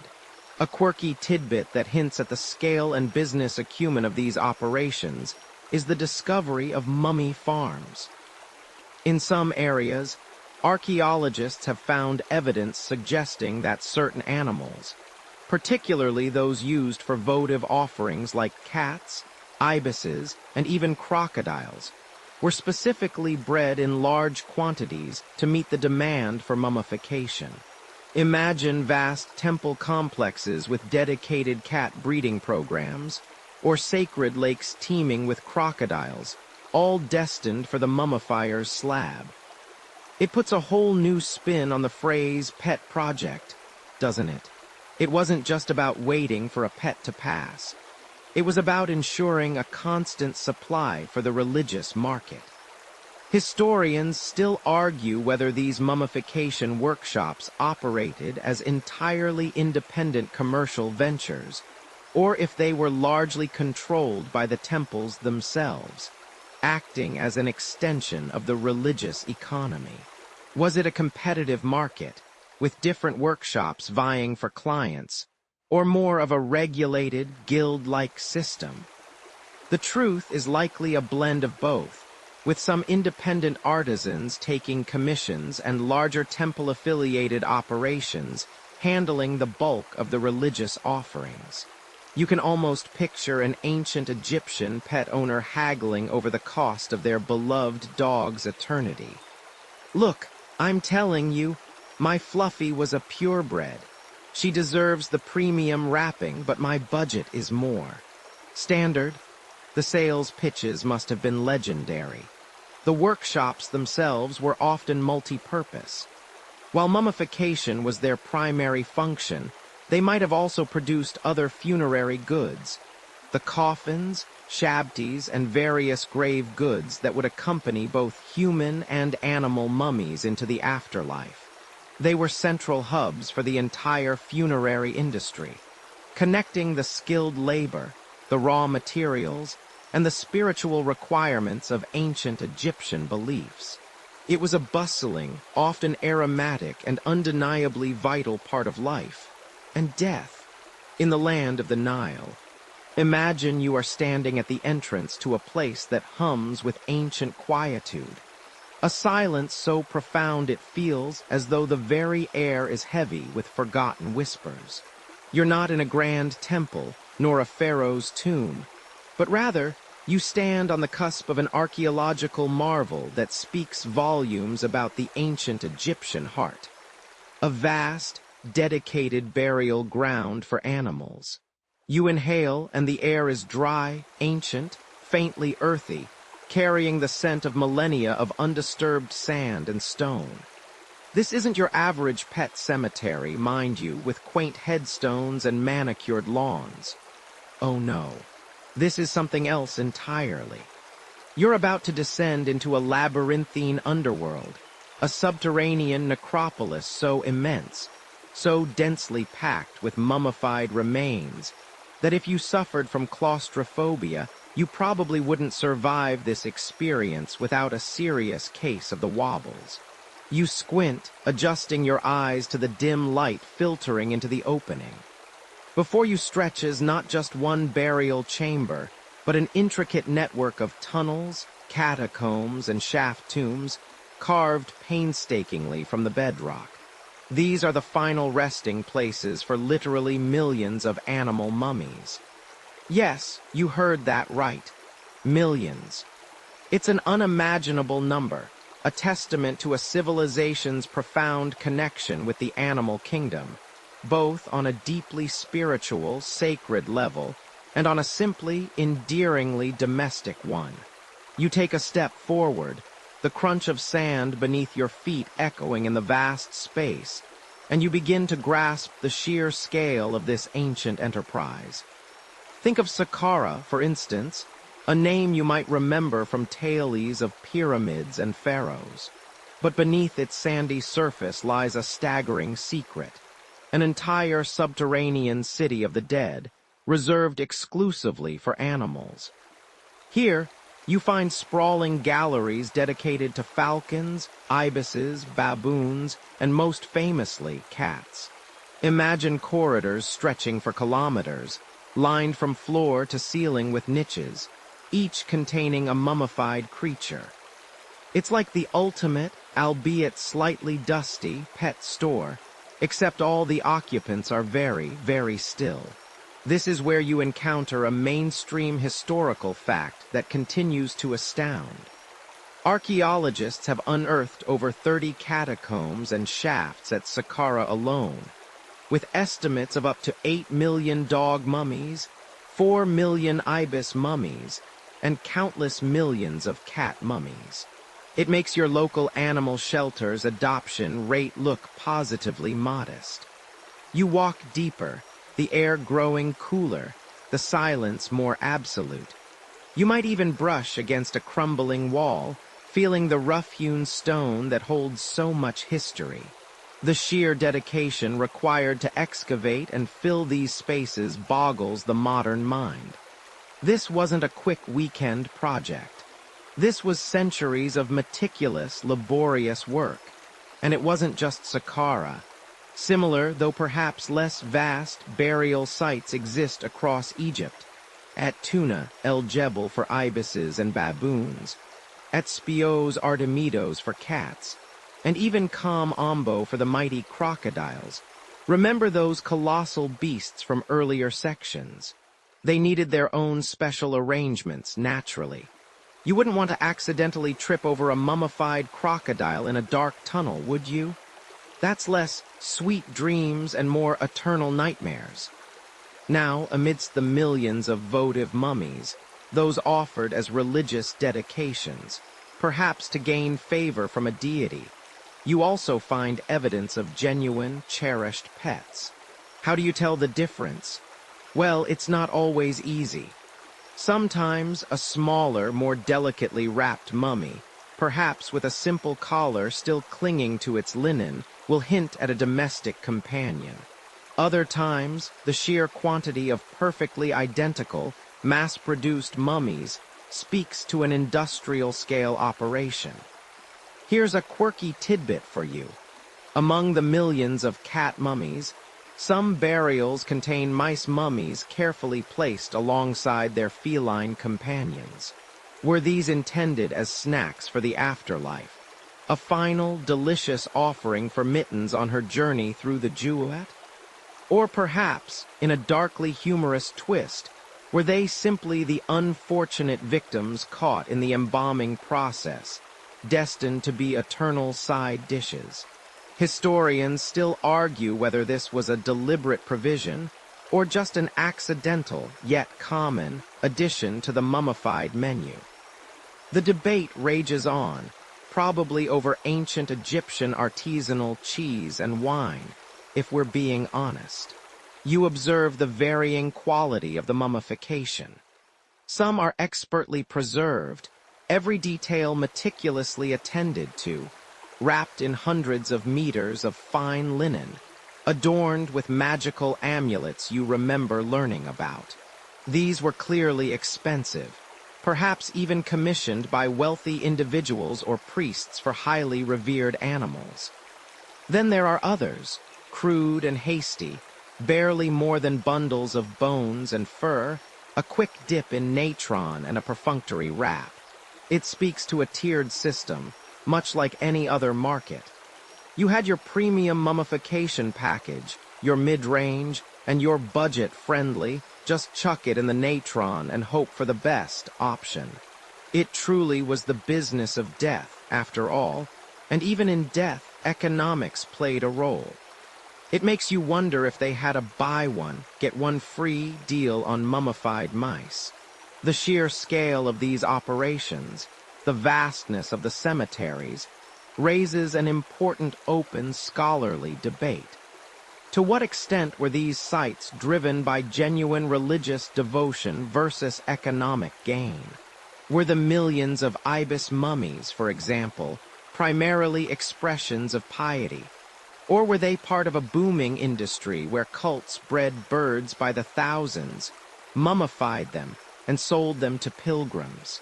You can almost hear the ancient Egyptian marketing slogans. Get your genuine consecrated ibis mummy here.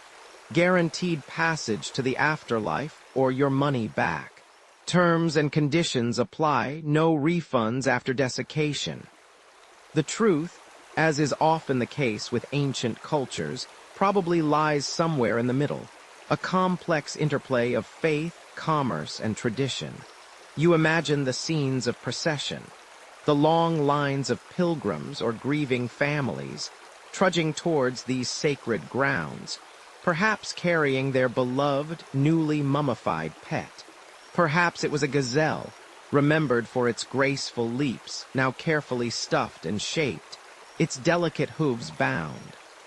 Or maybe a fish, a tiny, glimmering offering, no longer swimming but preserved forever in its miniature linen coffin. The air would have been thick with the scent of incense, prayers whispered on the wind, the low murmur of feet on sand. It was a pilgrimage, a final act of love or devotion, a bridge between this world and the next, for creatures great and small. As you continue your imaginary stroll through these ancient aisles of animal remains, you reflect on the deep emotional investment. For those pet owners, their animals weren't just property, they were family. The grief of loss, the desire for companionship even in the afterlife, transcended social strata. From the pharaoh's pampered palace dog to the humble cat of a common villager, all could find a place in these sprawling necropolises, united in their silent, linen-bound eternity. It's a powerful testament, wouldn't you agree, to the universal bond between humans and animals, a bond that even time and natron could not fully erode. The light begins to dim further as you approach what feels like the very heart of the catacombs, the air growing thick with history. You realize that these aren't just burial grounds. They are libraries of a sort, each mummy a silent volume, waiting to be read, to reveal the stories of lives lived, beliefs held, and a profound respect for every creature, even the ones with scales and a propensity for biting. You can almost feel the presence of millions of tiny, ancient souls resting here, waiting in their meticulously wrapped cocoons for an afterlife that perhaps, for them, was just over the rainbow bridge of the Jewett. You turn to leave, feeling the weight of the ages settling gently around you, an echo of purrs, barks, and the rustle of papyrus leaves. You feel the grit of sand beneath your worn boots, the relentless Egyptian sun beating down on your neck, reflecting off the pale, sun-baked earth. The air, thick with the scent of dry dust and distant promise, barely stirs. Around you, the rhythmic scrape of hand tools, the hushed commands of supervisors, and the occasional murmur of discovery create a hypnotic symphony. You're deep within a new trench, slowly, painstakingly peeling back layers of millennia, each shovelful of sand a step further into history. It's a slow dance, a meticulous excavation where patience is your most vital tool. And let's be honest, the sheer tedium and unforgiving climate of an archaeological dig mean you probably won't survive this without a truly massive amount of sunscreen and an even larger amount of coffee. But then there it is. A flicker of something unusual, a slight shift in the soil's texture, a hint of ancient linen just beneath the surface. Your heart thumps a little faster, the fatigue momentarily forgotten, because in this world, accidental discoveries are often the most thrilling. You lean closer, brush away the finer particles, and a small, intricately wrapped bundle begins to emerge. It's not a pharaoh, not a golden sarcophagus, not even a canopic jar. It's something far more intimate, something that speaks directly to the beating heart of ancient Egyptian daily life. You recognize the familiar tight coils of linen, the careful shaping, the subtle contours that whisper of a creature once loved. It's another animal mummy, perhaps a cat, a dog, or even, given the unexpected nature of these finds, something truly wild and wonderful. Modern excavations, while meticulously planned, often yield their greatest surprises through sheer serendipity, a lucky strike of the spade, a keen eye spotting an anomaly in the vast, undifferentiated desert. These aren't just scientific expeditions. They are treasure hunts for the mundane, the everyday, the deeply personal artifacts that illuminate what it was truly like to live and breathe along the Nile, not just rule from a throne. As you carefully extract the find, painstakingly recording its position and context, you're participating in a conversation across millennia. Each mummified creature found, whether in a grand tomb alongside its royal owner or in a vast, dedicated pet cemetery, adds another piece to the mosaic of ancient Egyptian society. Remember how we talked about the sheer variety of creatures mummified, from tiny shrews to formidable crocodiles? Well, these digs are where those theories become tangible reality. You might unearth a bundle of ibis, stacked neatly, thousands upon thousands, hinting at the massive scale of votive offerings. Or you might find a carefully interred gazelle, adorned with a collar, clearly a cherished companion. One of the most profound revelations from these accidental discoveries and modern excavations is the sheer scale of the animal mummification industry. Mainstream historical fact confirms that sites like Tuna El Jebel and Saqqara contained millions, yes, millions, of mummified animals. Imagine that entire catacombs dedicated not to humans, but to birds, baboons, and even fish. It's a testament not just to religious devotion, but to an economy built around preparing these creatures for their journey to the afterlife, whether as sacred offerings or beloved household members. You can almost hear the bustling workshops, smell the natron, and feel the linen strips being pulled taut, just as we explored earlier in the process of shaping and wrapping. But it's not just the sheer numbers that astound. It's the quirky or fringe tidbits that sometimes emerge from these dusty depths. Imagine the archaeologists, carefully unwrapping a mummy, expecting a hawk or a cat, only to find a perfectly preserved, miniature mummified python. Or a hedgehog. There's a documented case of a small pet monkey, mummified with a tiny lead coffin, its hands carefully placed over its chest. These individual finds, often tucked away in unexpected corners or in less elaborate burials, truly highlight the personal connection Egyptians had with their more unusual animal companions.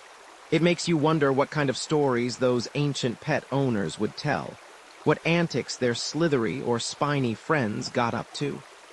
Perhaps the hedgehog was a champion bug catcher, or the python a very, very patient listener. These discoveries also fuel ongoing scholarly debates. For example, historians still argue whether the presence of votive animal mummies in such vast quantities truly indicates a deep, personal reverence for each individual animal, or if it was more of a large-scale, almost industrial religious offering where the individual animal's life story mattered less than its symbolic sacrifice. Was every cat interred at Bubastes a beloved family member? Or were many bred specifically for the purpose of mummification and offering, blurring the lines between pet and sacrifice?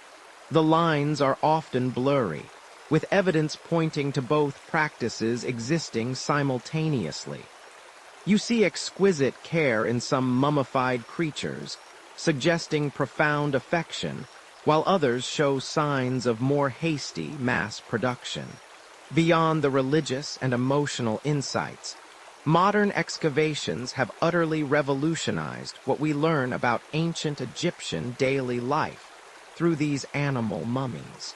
Advanced scientific techniques, far beyond what early archaeologists could have dreamed of, allow us to peer inside these ancient bundles.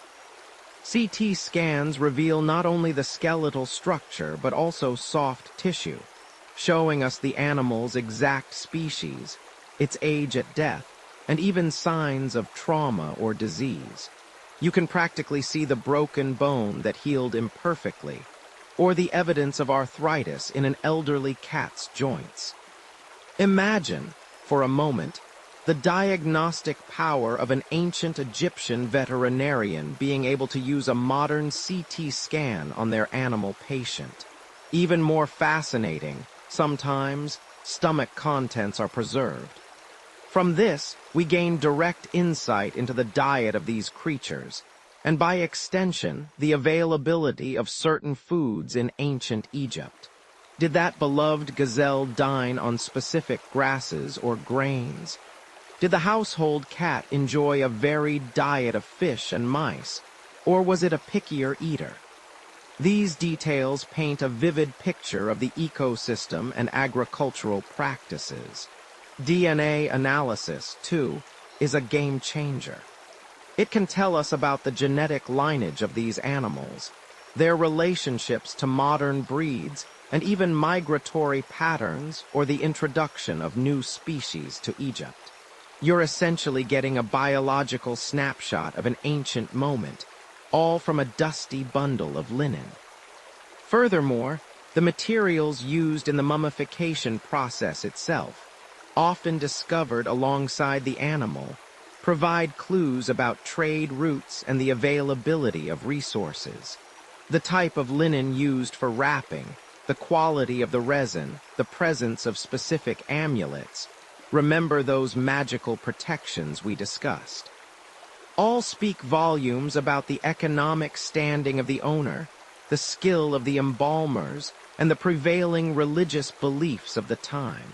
You might find a simple, unadorned wrapping for a modest pet, contrasting sharply with the elaborately decorated coffin of a high-status baboon, complete with intricate cartonnage and painted details. These differences don't just hint at wealth. They confirm that even in death, social stratification extended to beloved animals. So, as you slowly, carefully unearth another ancient companion, the dust settling on your brow, you're not just finding a relic. You're uncovering a story. A story of devotion, of faith, of daily routines, and of the incredible bond between humans and the animal kingdom, stretched across thousands of years. These accidental discoveries, brought to light by meticulous modern excavation, continue to reveal how deeply woven animals were into the fabric of ancient Egyptian existence, not just as symbols or sacrifices, but as cherished members of the family, destined for an eternal reunion. And the journey into their afterlife, much like our journey through these historical layers, is far from over. You're peeling back the centuries, unwrapping layers of linen that have held secrets tighter than a drum, expecting to find the perfectly preserved form of an ancient Egyptian pet.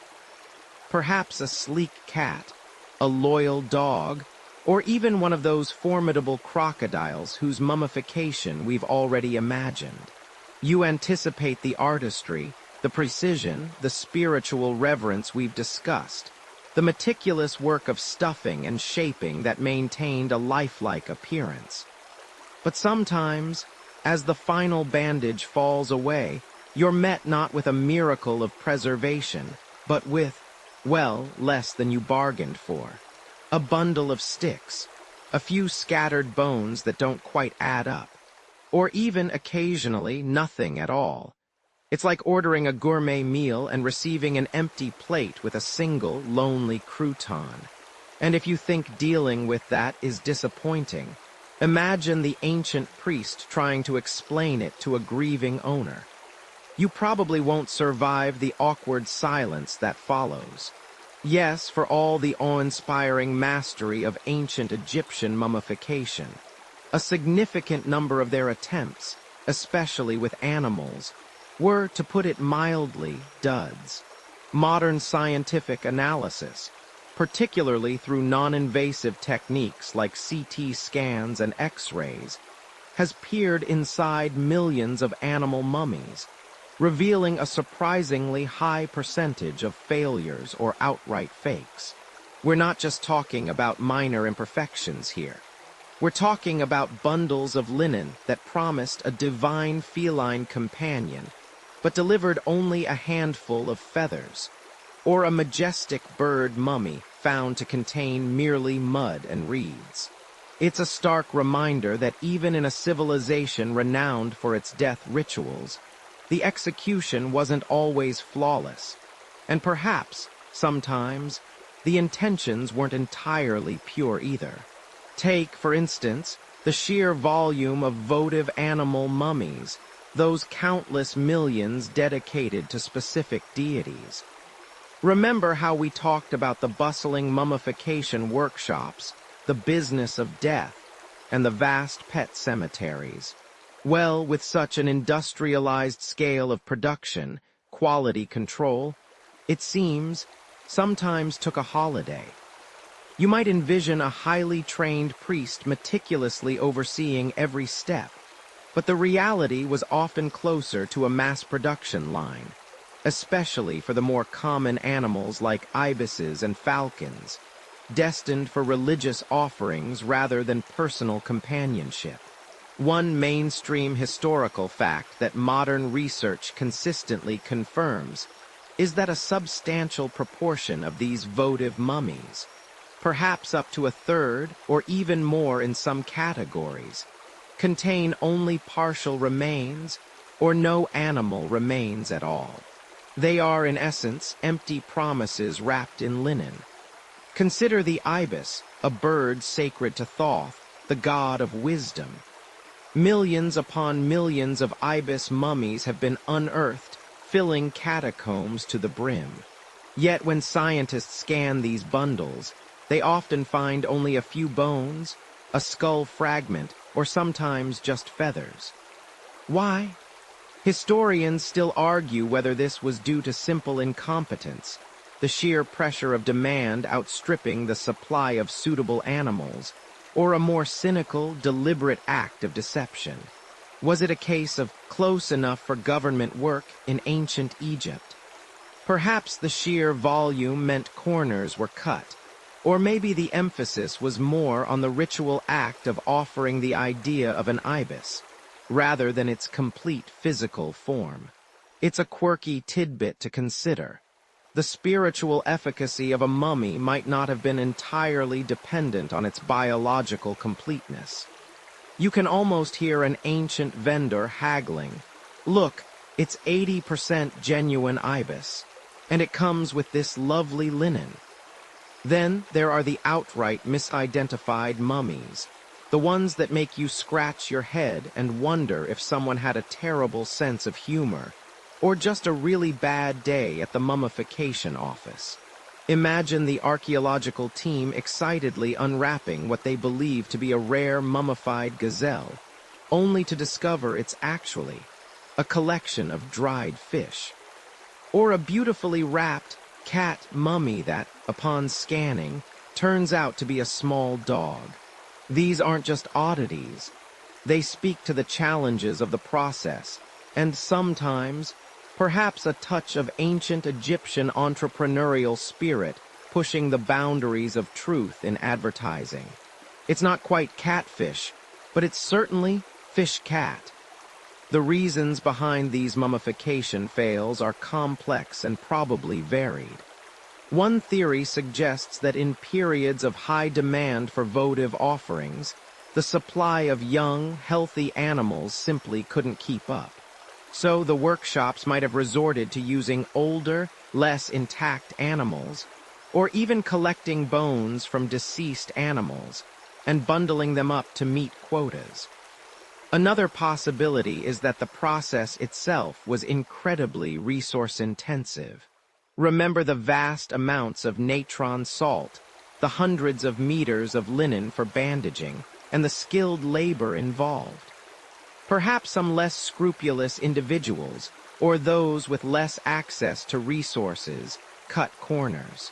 If you're running a mummification business, and the price of quality animals skyrockets, do you pass that cost on to the grieving owner or temple, or do you find a cheaper solution? The ancient world, just like ours, had its share of opportunists. We've talked about the careful preparations, the evisceration, the desiccation by natron, the painstaking stuffing and shaping. When you imagine the mummification of a magnificent creature like a crocodile, with all its bulk and formidable nature, you picture an operation of grand scale and supreme skill. And indeed, many crocodile mummies are marvels of preservation.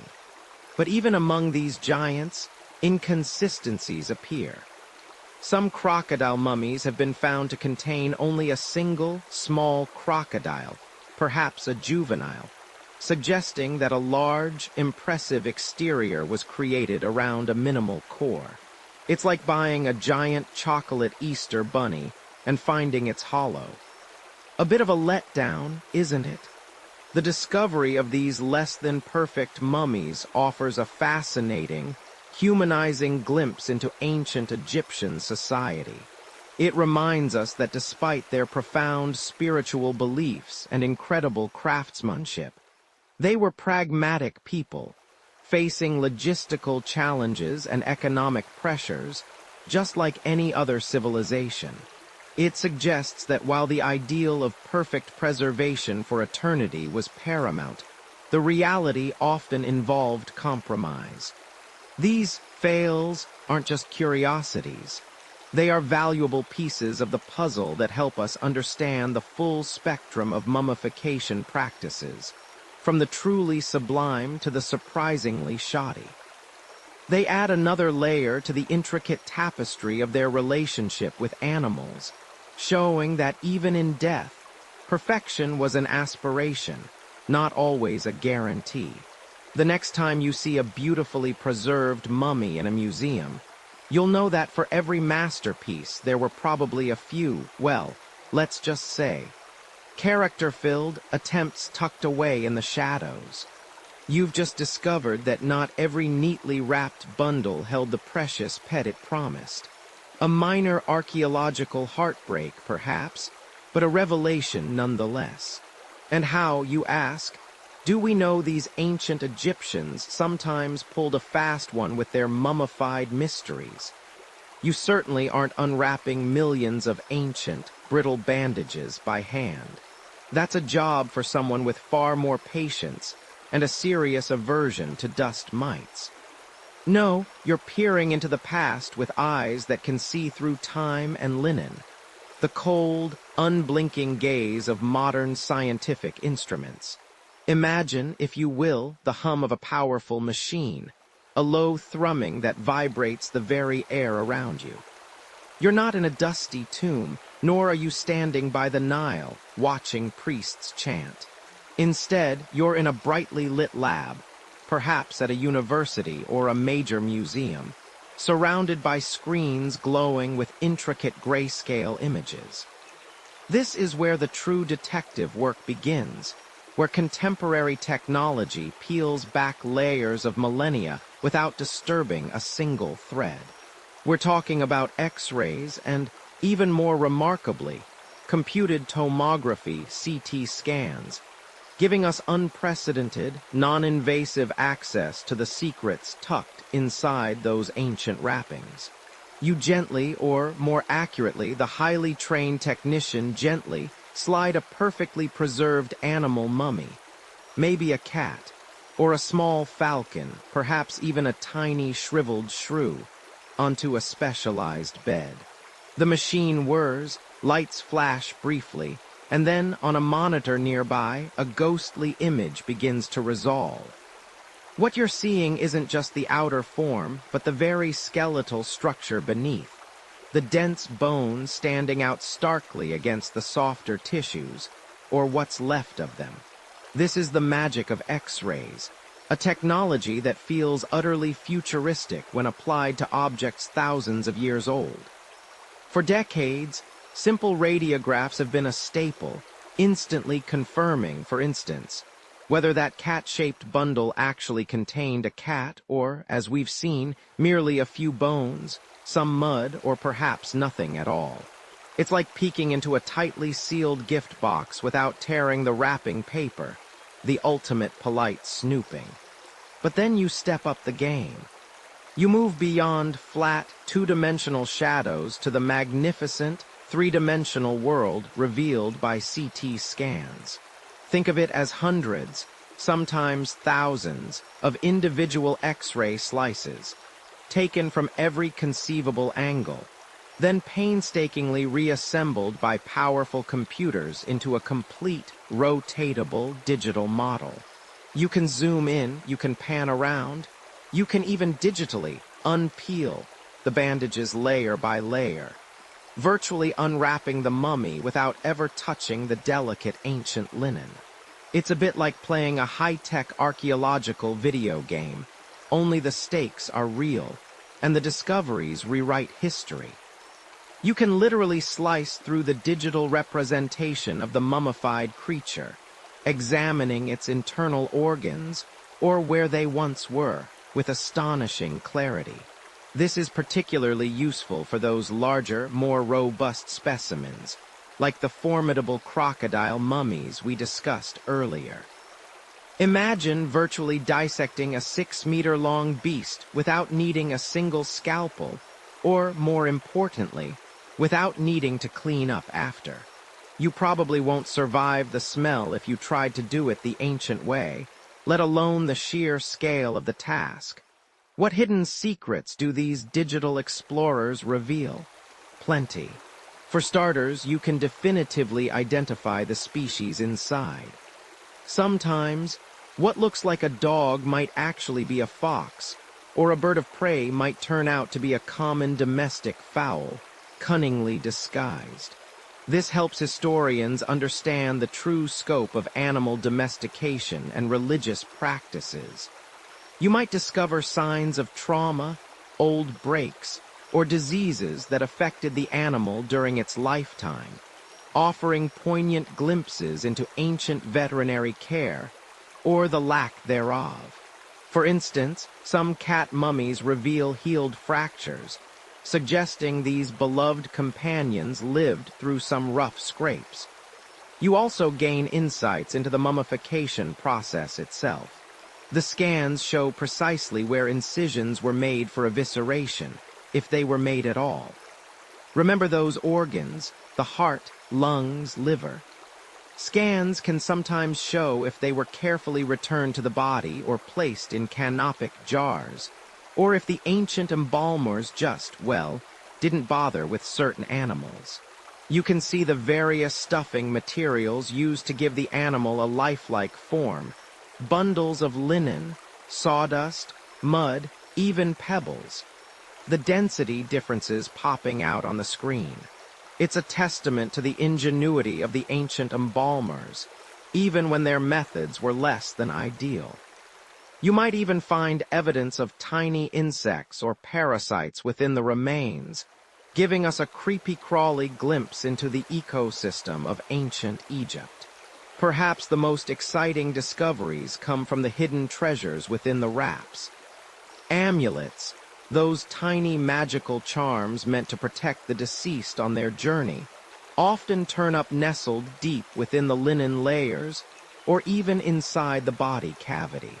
You might spot a tiny scarab beetle, a symbol of rebirth, or a wadjet eye, for protection, perfectly preserved but unseen for millennia.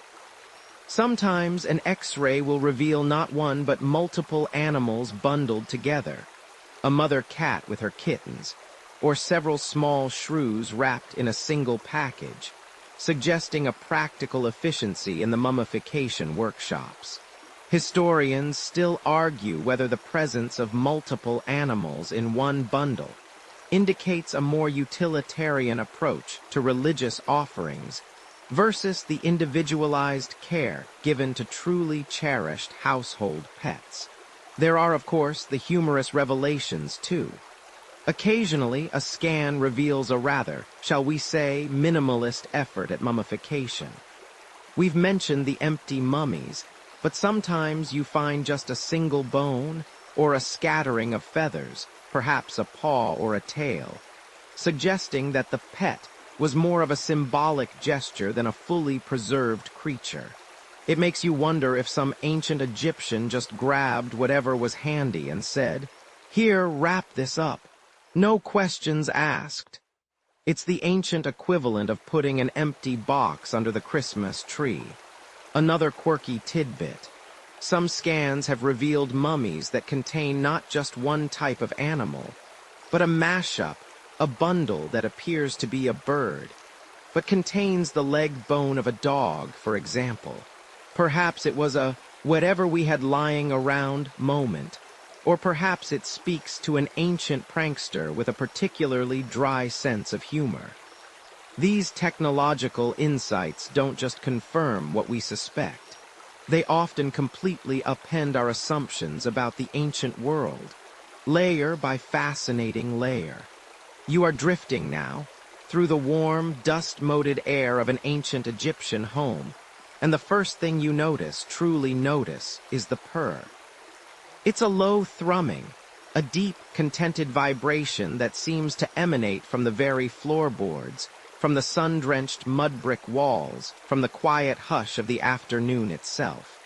A sleek, tawny feline stretches languidly on a straw mat near your feet, its emerald eyes half-lidded, a picture of utter peace and undisputed dominion. Another, darker, slips silently from beneath a low-slung table, its tail held high like a question mark, before leaping with improbable grace onto the lap of a woman seated nearby. She doesn't flinch, doesn't even pause in her weaving.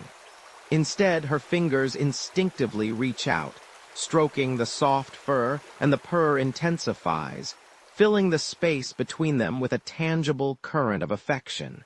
You see it everywhere, this quiet omnipresence of the cat. They stalk the shadows, coil on rooftops, observe the world with an air of detached superiority that would make even the most jaded modern cynic nod in recognition. But these aren't just pest controllers, mind you, slinking in the night to dispatch the occasional mouse, though they certainly excelled at that vital task. Oh no, you're standing in a civilization where the cat, the humble feline companion, has ascended to a status almost incomprehensible to your 21st century mind. Here they are not merely pets. They are, in many respects, living embodiments of the divine, walking reflections of Bastet, the goddess of home, fertility, and protection, often depicted with the head of a lioness or a domestic cat. Imagine that. Your house cat, that creature currently demanding breakfast with an urgency usually reserved for national emergencies, held in such profound reverence that its very presence was believed to invite blessings and good fortune into your household.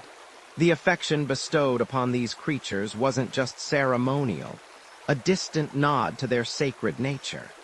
It was deeply personal, intimate. You can see it in the way children gingerly offer scraps from their meals, in the way a man, returning weary from the fields, will pause to scratch behind a feline ear, eliciting a rumbling response that melts away the day's fatigue. These cats, called miu or mayu in imitation of their plaintive cries, were truly cherished members of the family, sharing sleeping mats, basking in the warmth of the communal hearth, their every whimsical demand catered to with a quiet devotion. It's a bond that transcends millennia, isn't it? That inexplicable pull we feel towards these enigmatic creatures, a connection that goes beyond utility and delves into the realm of pure, unadulterated affection. You might even find yourself reaching out, an instinctive gesture to stroke that sleek fur, only to remember you're merely an observer in this ancient scene. This profound veneration, however, came with a serious side. Woe betide anyone, citizen or foreigner, who dared to harm one of these sacred animals. The penalties were, to put it mildly, severe. If you accidentally ran over a cat with your chariot, highly unlikely, but just imagine, you'd probably face swift and terminal justice. And if you deliberately harmed one, well, let's just say you probably won't survive this particular historical encounter. The sheer outrage from the populace, driven by both religious fervor and genuine emotional attachment, was enough to make mob rule a terrifyingly real prospect. There are accounts, even from Greek historians like Herodotus, of Egyptians rushing into burning buildings to save their beloved cats, utterly oblivious to their own peril. Forget your modern fire alarms. For them, the greatest tragedy of a house fire might not have been the loss of property, but the potential demise of their treasured feline. This deep respect and attachment fueled the practice of mummification for cats on a truly epic scale. We've talked about the vast pet cemeteries, remember, the ones filled with millions of mummified animals. A staggering proportion of those, if you could peek inside their linen wrappings, would reveal the remains of cats. They weren't just mummified as offerings to Bastet, though that was certainly a driving force for many.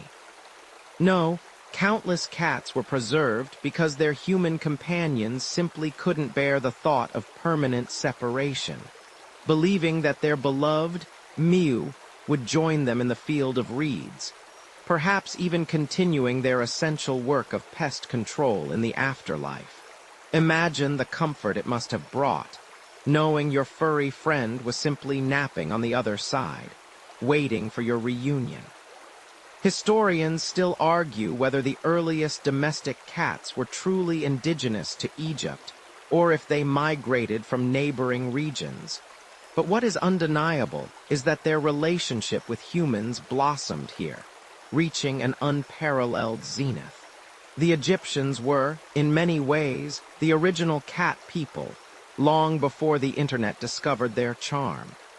They even created specialized cemeteries, like the one at Bubastes, dedicated almost exclusively to feline remains.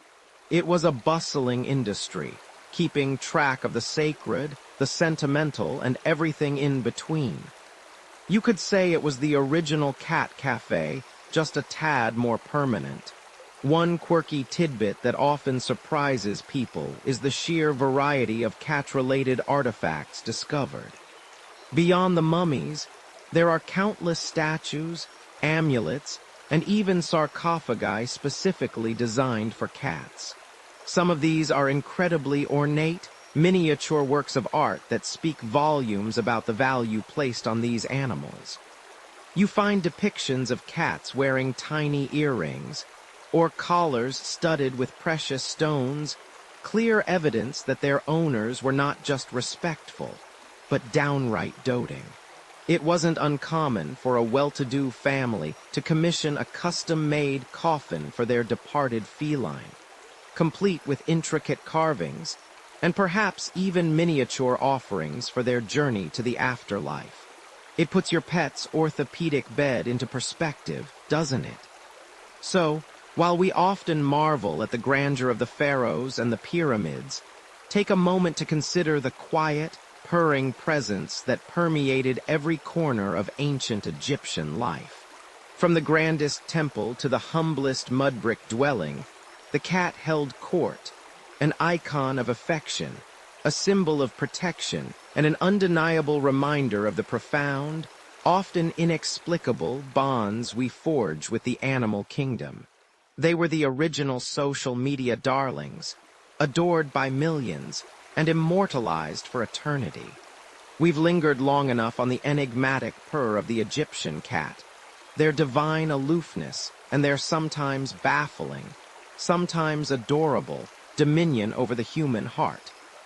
But while the feline held its place as a revered deity, often worshipped with a solemnity that would make even the most dedicated cat person feel inadequate, there was another creature that burrowed far deeper into the everyday affections of the ancient Egyptian. The dog. Yes, beneath the regal gaze of Bastet, you find the joyful pant of a loyal canine, eager for a stick or perhaps a well-preserved bone in the afterlife. Imagine, if you will, the commitment. Not just feeding a furry friend, but planning to spend eternity with them. Because when we talk about dogs in ancient Egypt, we're not just talking about companions. We're talking about family members, right down to the sarcophagus. You're picturing perhaps a quaint little pet cemetery, a serene resting place. But you probably won't survive the emotional weight of preparing for such an eternal reunion, let alone the practicalities of making sure Fido gets his internal organs removed just right. You see them in vivid detail etched onto tomb walls, their sleek forms bounding alongside hunters, their vigilant ears perked at the feet of their masters, or simply curled up in a domestic scene, radiating an almost palpable warmth. These weren't just utility animals, though they certainly served practical purposes like guarding homes, herding livestock, and assisting in the hunt. Their swift legs and keen senses invaluable in the vast, wild landscapes. No, their presence in art and burial chambers speaks to something far more profound than mere function. You observe a clear depiction of affection, a tangible bond that transcends time and, frankly, makes you wonder if our modern dog moms and dog dads aren't just channeling millennia of adoration. And when that bond was severed by the inevitable, the grief, it seems, was as acute then as it is now. For many Egyptians, the thought of their beloved canine companion not joining them in the field of reeds, or at least not accompanying them on the treacherous journey through the Jewett, remember that shadowy underworld, filled with demons and divine judgments, was simply unthinkable. So just as they prepared themselves for the great sleep, they prepared their dogs. The mummification process for dogs, while generally following the same principles we've discussed for other creatures. Remember that natron salt, turning a squishy body into something akin to a very dry jerky, had its own nuances. You wouldn't find a dog's brain removed through the nose, thankfully, but the evisceration was still a critical step. Imagine the scene. A skilled embalmer, perhaps a bit weary after a long day of preparing human nobles, now turning their attention to a rather excited-looking terrier who, unbeknownst to him, is about to embark on a very long nap. "Just lie still, boy," you can almost hear them murmur. "This won't hurt a bit for me, at least." Once organs were removed and placed in their own canopic jars, or simply reinserted after purification, the desiccation period began. The dog's body, packed with natron, would slowly transform, shedding its moisture until it was light and preserved. You can almost smell the antiseptic salts mingling with the faint scent of linen, a distinct odor that probably sent any living dogs in the vicinity into a confused sniffing frenzy. "What is that? It smells like eternity." Then came the stuffing and shaping, meticulous work to restore a lifelike appearance. Sometimes, the embalmers would even use padding to fill out sunken areas, ensuring the dog looked ready for a spirited run through the afterlife's boundless plains. Imagine the proud owner overseeing the final touches, insisting, "Make sure his tail looks waggy, please. He was always a happy boy." The care taken in these preparations underscores the depth of their attachment. This wasn't just a ritualistic gesture. It was an act of profound love and hope. You might even find their favorite chew toy, perfectly preserved, tucked into the bandages, because even in the afterlife, a good stick is hard to beat. Indeed, archaeological evidence consistently reveals that dogs were often given personal names, much like humans.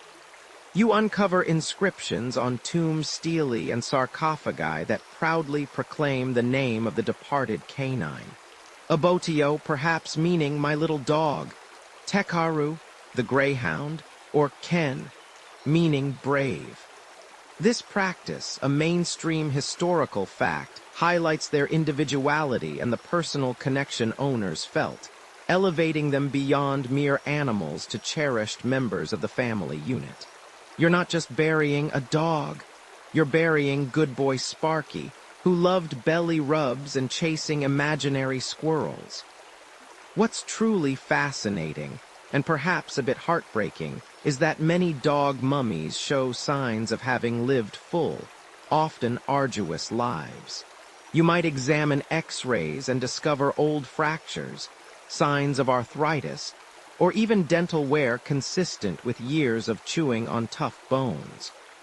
This quirky tidbit tells you that these were not just puppies sacrificed for burial, but often elderly, beloved companions whose natural deaths prompted their owners to seek eternal preservation.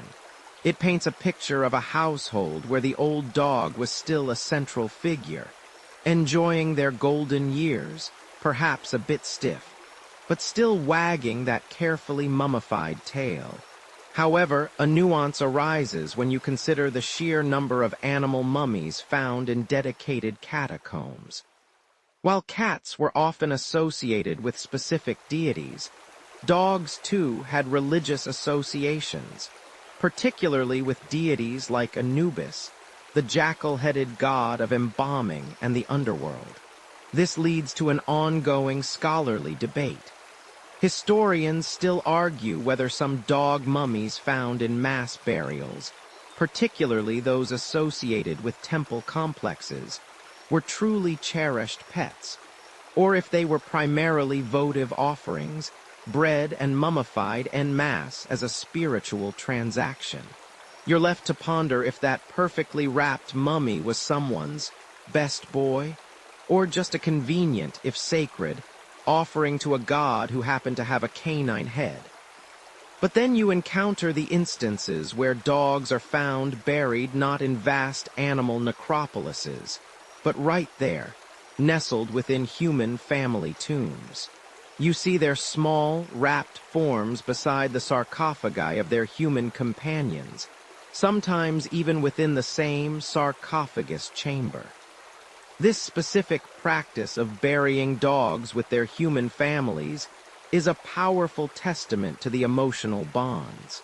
Imagine the deceased, prepared for their journey, and right there, a comforting, familiar presence, ready to accompany them into the afterlife. It suggests a belief that the dog's companionship was just as vital in the spiritual realm as it was in the earthly one. Perhaps the ancient Egyptians believed their faithful hounds would act as guides, or simply provide the comfort of a familiar presence in the vast unknown. You remember our discussion about the adornments and amulets, the magical protections woven into the bandages. For dogs, these often included symbolic collars, sometimes even gold-leafed, or amulets depicting Anubis, invoking his protection for their journey.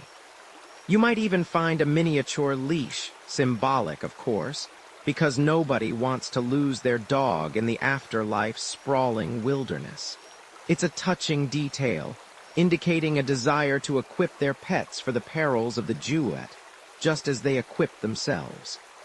Unlike the mass burials of sacred ibis or crocodiles, remember those enormous mummified reptiles we talked about. A truly monumental undertaking for a creature that, let's be honest, you probably wouldn't invite for cuddles on the couch unless you had a death wish. The burial of a pet dog often feels profoundly personal. You don't get the sense of a business of death quite as much when you find a single, carefully wrapped dog nestled beside its owner. Instead, you sense an overwhelming desire to keep that bond intact, to bridge the divide between life and death with the enduring loyalty of a canine friend. It speaks volumes about the human need for companionship, a comfort that transcends species and even the grave. You ponder the implications. If your beloved dog was awaiting you, perhaps barking excitedly at the entrance to the underworld, wouldn't that make the journey a little less daunting? Wouldn't the thought of their eager pant and wagging tail be a beacon through the darkness? For the ancient Egyptians, who believed so deeply in continuity, in the afterlife mirroring the best aspects of life on Earth, the presence of their loyal dogs was not just a luxury, but a vital component of their eternal happiness. You can almost feel the warmth of their presence, even through millennia of desert dust, a silent, mummified promise of companionship that endures beyond the veil. You stand now, not amidst the familiar, comforting scent of linen-wrapped felines or the sturdy, loyal forms of mummified dogs, but in a different corner of the embalmer's workshop. The air here is sharper, perhaps a little more wild. You can almost feel the restless energy of creatures not quite domesticated, even in their silent, prepared state. Imagine the rustle of papyrus, the distant squawk of an ibis, and the low, guttural chattering that once echoed from cages and enclosures. It's a menagerie, really, a collection of the unexpected. You peer closely at a table where the delicate, almost human-like hands of a baboon are being carefully aligned. Its fur, though dulled by the preservation process, still hints at a vibrant life in the sun. Beside it, the slender, elegant neck of a gazelle is being braced. Its large, liquid eyes, now sunken, once reflected the vast desert sky. This isn't your average household pet lineup. You're venturing into the truly exotic, the creatures that speak to the boundless curiosity and perhaps the slightly unhinged desire for novelty that even ancient Egyptians possessed. And just a quick reality check. If you were an ancient Egyptian trying to coax a gazelle into a domestic routine, you probably won't survive the day without at least one spectacular hoof-to-the-face incident. They're built for speed, not snuggles. The sheer diversity of mummified animals discovered across Egypt is staggering, a testament to a people deeply intertwined with their natural world, and often quite keen on showing off their unique tastes. Beyond the countless cats and dogs, beyond the ever-present ibis and falcon mummies, lies a veritable zoo of the afterlife. We're talking about creatures that might make you do a double take at the local pet store. Think about it. A gazelle, nimble and notoriously skittish, as a household companion. Or a monkey, with all its chaotic charm and penchant for mischief, as a cherished family member. One mainstream historical fact that consistently amazes archaeologists is the extensive collection of mummified monkeys. Baboons, in particular, often associated with the god Thoth, were revered for their intelligence and often kept in temples. But smaller vervet monkeys were also popular pets. Their playful antics and human-like gestures no doubt provided endless entertainment. Imagine trying to explain to your modern insurance company that your ancient Egyptian equivalent of a homeowner's policy needs to cover damage caused by curious monkey opening every jar of expensive unguent. Good luck with that claim. The mummification process for these primates involved similar evisceration and natron treatment. Though their smaller, more delicate bones required even more meticulous handling during the shaping phase. You can almost picture the embalmers with their serious faces, trying to keep a straight face as they posed a mischievous monkey's mummified arm, perhaps as if it were still reaching for a forbidden fruit. Then there are the gazelles. These graceful, fleet-footed creatures were not merely hunted for food. Many were captured young and raised within the confines of Egyptian estates. Their presence, often depicted in tomb paintings, suggests they were valued for their beauty and perhaps as status symbols. Mummifying a gazelle, with its long, slender limbs and delicate skull, presented its own set of challenges, especially when it came to maintaining its elegant form after desiccation. Remember how they carefully stuffed and shaped bodies back in Section 6.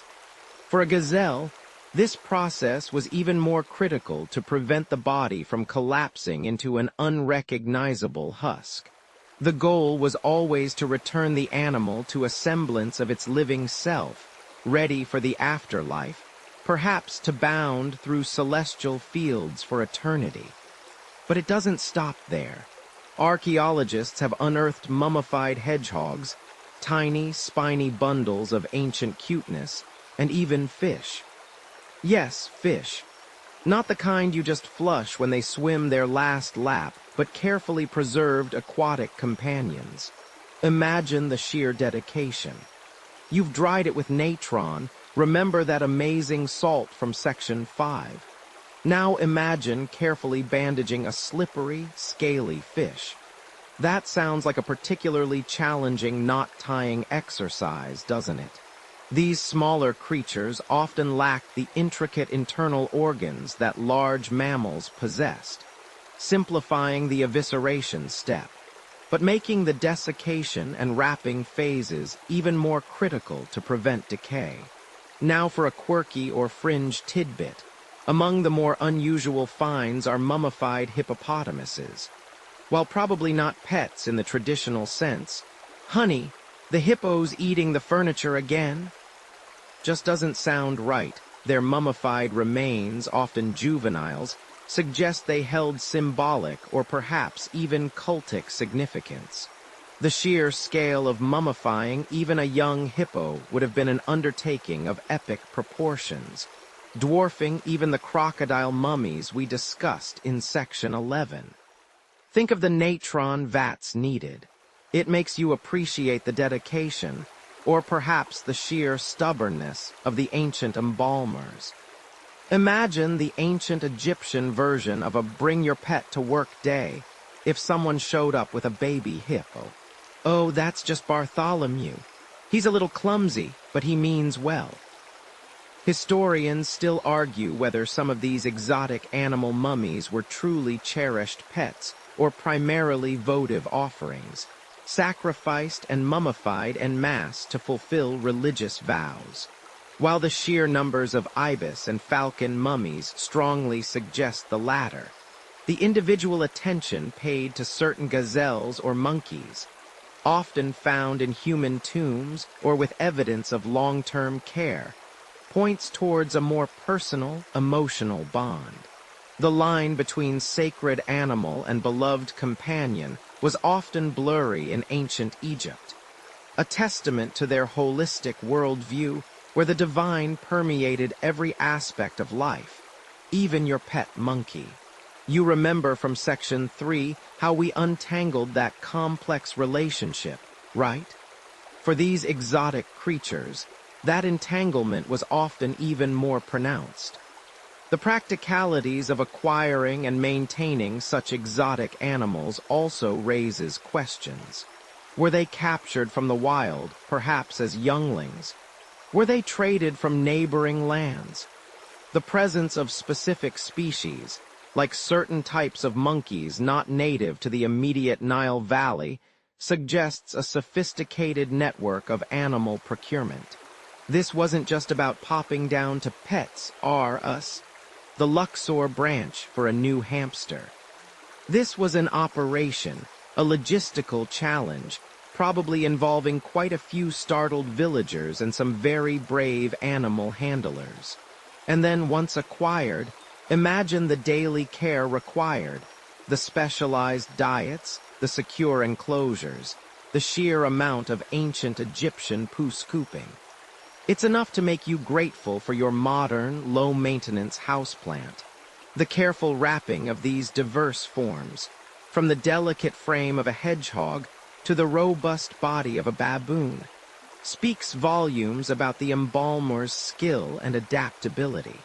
Hundreds of meters of linen strips, often adorned with painted details reflecting the animal's features, would have been meticulously applied, just as we saw with the bandaging rituals in section 7.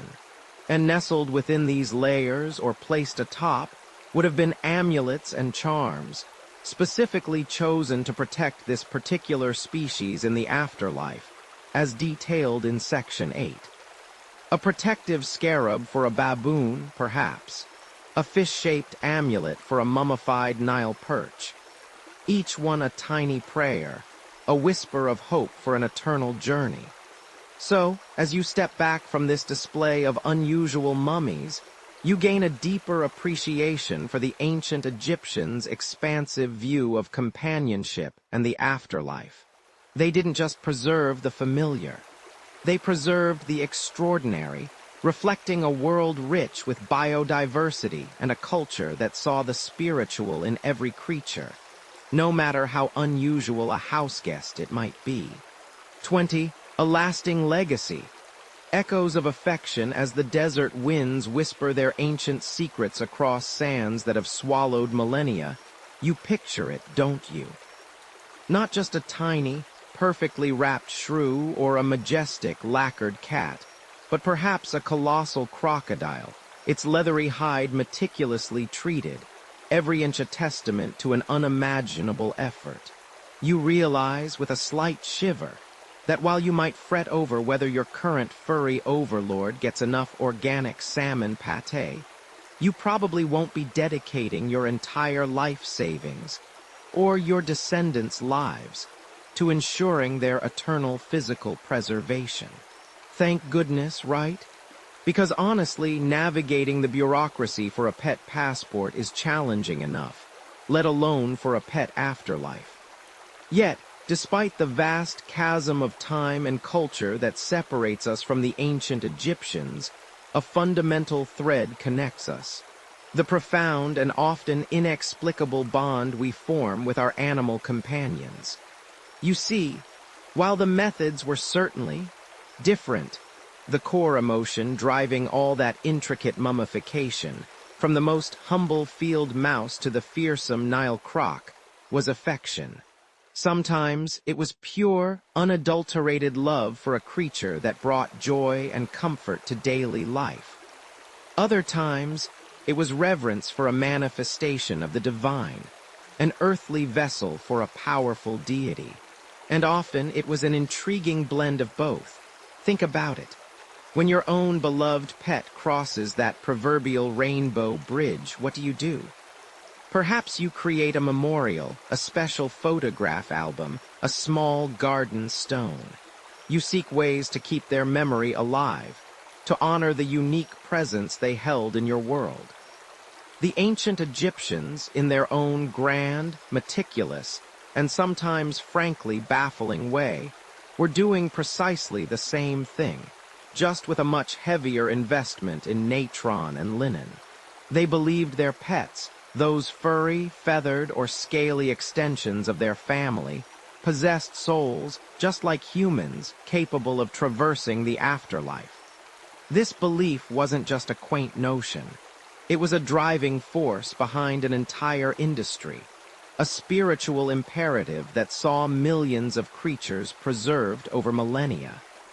You might find it surprising, but this widespread practice of animal mummification isn't merely a fringe historical footnote.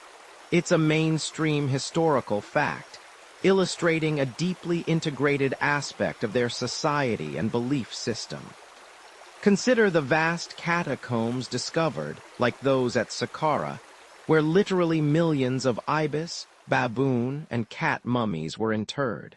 This wasn't just about individual grieving. It was about collective spiritual well-being, about offering millions of votive mummies to appease specific gods. Yet, intertwined with this ritualistic aspect was the undeniable evidence of personal devotion. When archaeologists find a cat mummified with a tiny, intricately woven collar, or a dog buried near its human owner's tomb, the distinction between votive offering and cherished companion blurs beautifully. A quirky tidbit that might make you chuckle is the discovery of some animal mummies that, when X-rayed, turned out to be not quite what they seemed. Remember how we talked about mummification fails? Sometimes the elaborate linen wrapping would contain only a few bones, a random feather, or even just mud and pebbles. It's almost as if some ancient embalmers were, shall we say, cutting corners on their divine duties, hoping no one in the afterlife would notice the difference. Imagine their surprise if the animal-loving gods were to perform their own ancient CT scans. It suggests a complex economic and social dynamic at play, where the demand for mummies might have occasionally outstripped the supply of perfectly preserved specimens. This brings us to a point where historians still argue whether the primary motivation for mummifying most animals was truly spiritual devotion, or simply a highly organized, ritualized industry that provided employment and satisfied a burgeoning demand for religious offerings? Was it genuine affection for every single mummified creature, or was it a form of mass production for ritualistic purposes? The truth, as always with ancient Egypt, likely lies somewhere in the gilded middle, a tapestry woven from threads of profound faith, heartfelt connection, and practical economics, reflecting on their meticulous processes, the careful evisceration, the painstaking natron drying, the elaborate wrapping. You realize the sheer dedication involved. This wasn't a casual endeavor. It was a sacred art, passed down through generations of embalmers. And while we don't mummify our pets today, thank goodness for modern refrigeration and memorial plaques, the underlying impulse to honor, to remember, to keep alive the essence of those creatures who share our lives remains profoundly similar. We buy gourmet treats, build elaborate scratching posts, take them to specialized vets for checkups that cost more than our own, and whisper sweet nothings into their furry ears. Perhaps the form has changed, but the heart of the matter, that deep, enduring connection, has not. The ancient Egyptians simply had a more involved way of saying, "You're family, even after you're gone." As the last rays of twilight stretch long shadows across the land, and the stars begin to prickle the inky canvas of the night sky, you can almost hear the soft rustle of linen and the gentle murmur of ancient prayers carried on a phantom breeze. The sand, warm from the sun's long embrace, cradles secrets whispered thousands of years ago, secrets of love and loss, of devotion and faith, all centered around the simple, yet profound, presence of an animal companion. These echoes of affection, softly resonating through time, remind us that the heart's capacity for connection knows no bounds, no era, no species. The vastness of their belief, the intricate care, the hope for an eternal bond, it all settles around you like a comforting blanket. You realize that in every wagging tail, every purring rumble, every loyal gaze from your own companions, there's a whisper of that ancient understanding. It's a quiet reassurance that some things, some truly important things, never really change. The love we share with our animals is a timeless gift, a gentle presence that soothes the spirit and fills the quiet spaces of our lives. As the world outside grows hushed and your own breath deepens, let that ancient affection wrap around you, a silent testament to the beauty of companionship, stretching from the pharaohs to your very own peaceful slumber. Sweet dreams.